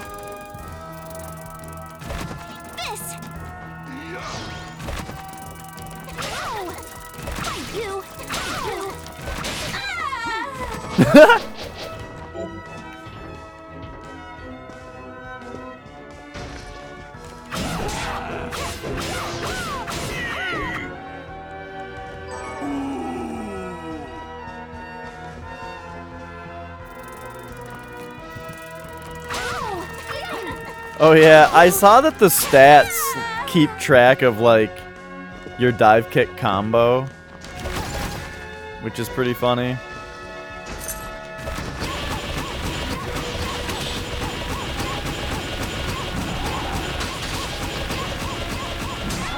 So yeah, that's a thing you can do in this game. Where's my stats? I got an achievement for that just now. Archives, of course. Journal. No. Personal data. 26.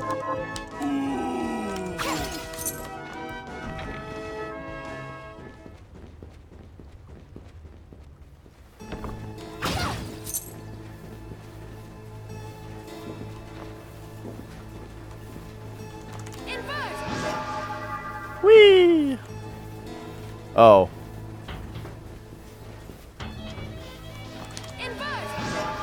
Okay, nothing here either. But now that we got this carpenter's key, I don't remember where the door is for that, but basically that just means it's time to explore everywhere that I haven't been yet, which is exciting.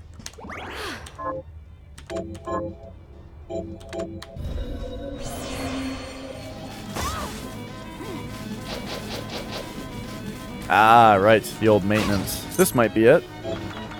Nope, Key of Celeste. Okay.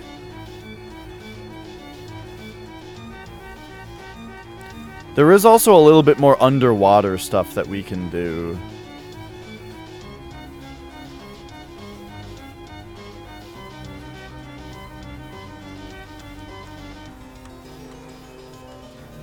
A big maintenance? Well, that's interesting.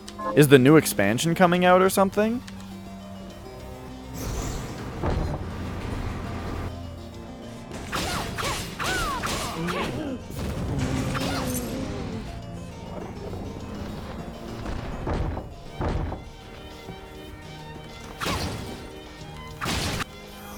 Yo!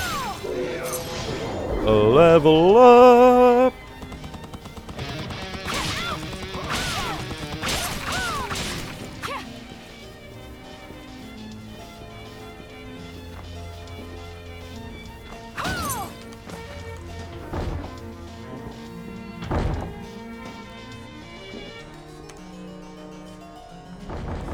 Alright, so that also drops it. Interesting. Oh, and this is Dragon Room. Look how stupid the animations on this dragon are. They're like a joke.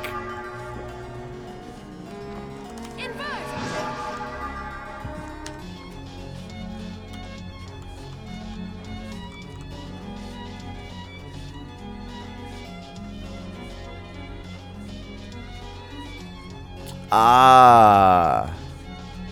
I see what to do next. Sort of. I see another thing to do now.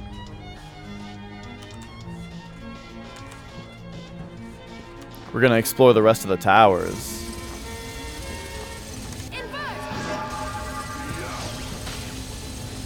Oh, I just got crushed. Glad that didn't instantly kill me.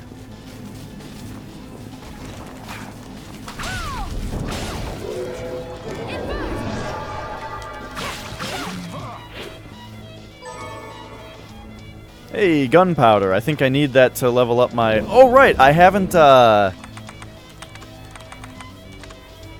actually used the flame cannon again. Yeah, look at that.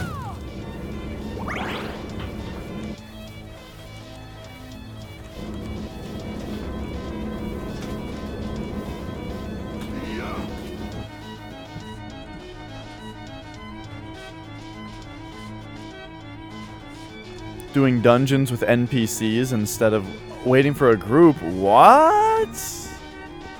That is bizarre sounding.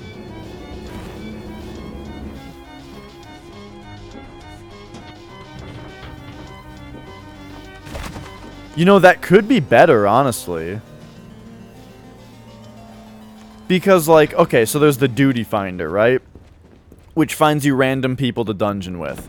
Which is all fine and good, except for, like, the fact that when you make dungeons assemble a team of random people together, then the dungeon has to be pretty easy, you know? Overall, in order to make it work. But if the dungeons had more predictable NPCs... Well, Monster Hunter is a completely different game. But,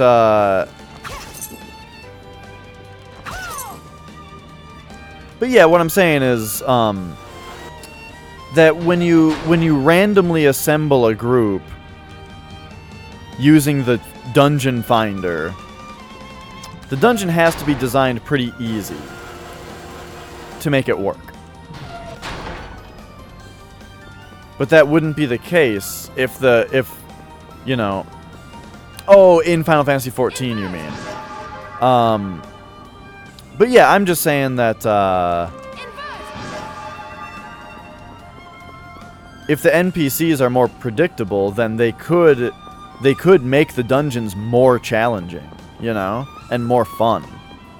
Now, of course, we're probably not talking about doing a raid with NPCs.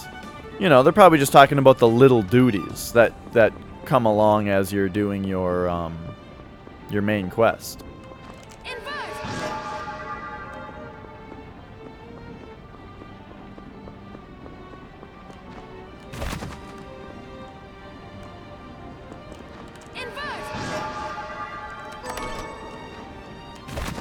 Here we go.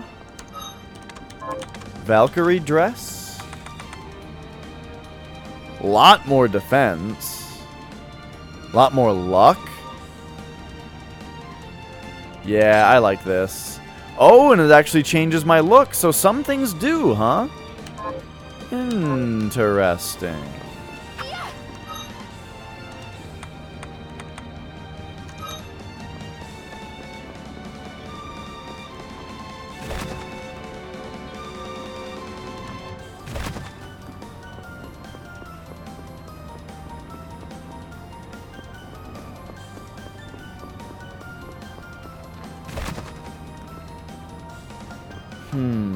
Okay.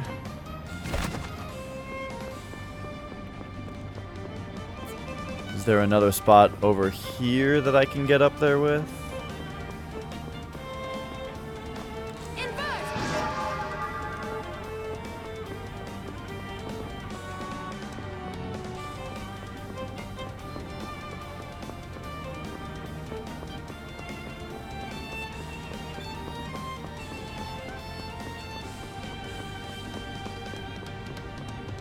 Oh, right, now we're actually running down the tower.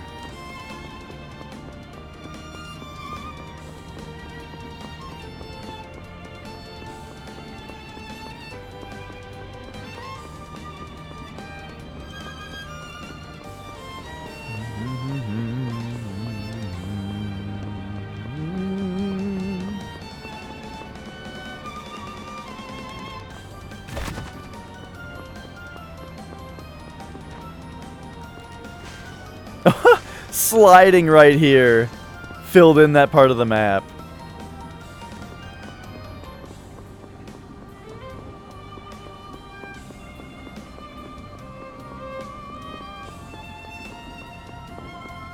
Alright. Well, there was that. What's next?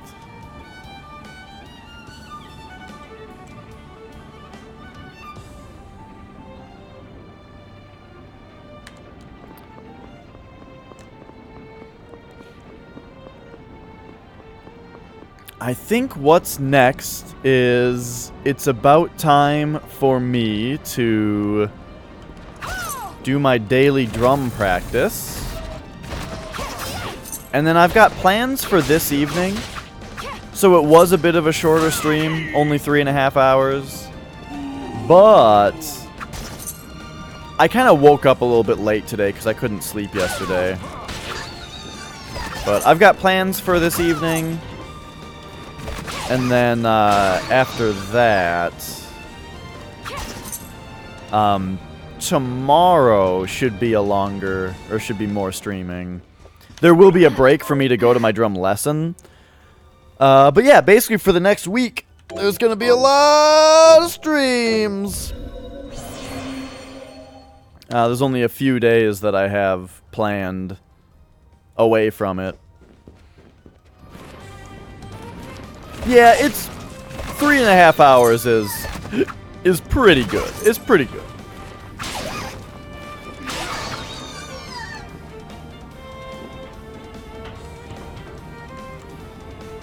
What did I find? Oh, well, there's this spot on the map that didn't fill in until we like slid into a corner, so that was silly. But yeah. I think that's gonna do it. So, I've got plans for this evening, but I will be back tomorrow. And I thank you all for watching. I did just save, right? Yep. It was a good time.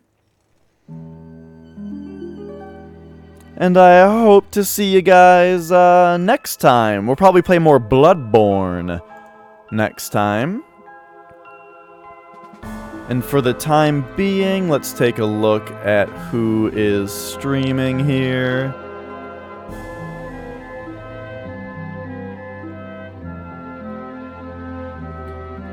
There is a new... Wait a second. Bananasaurus Rex is playing Devil Daggers? Okay, this guy's a bigger streamer and doesn't necessarily need, like, hosts, but he's a great streamer, so I do recommend you guys check him out. And he's also playing Devil Daggers, which is just an absolute ass-kicking, amazing game. So check him out, and have yourselves a good night. Bye!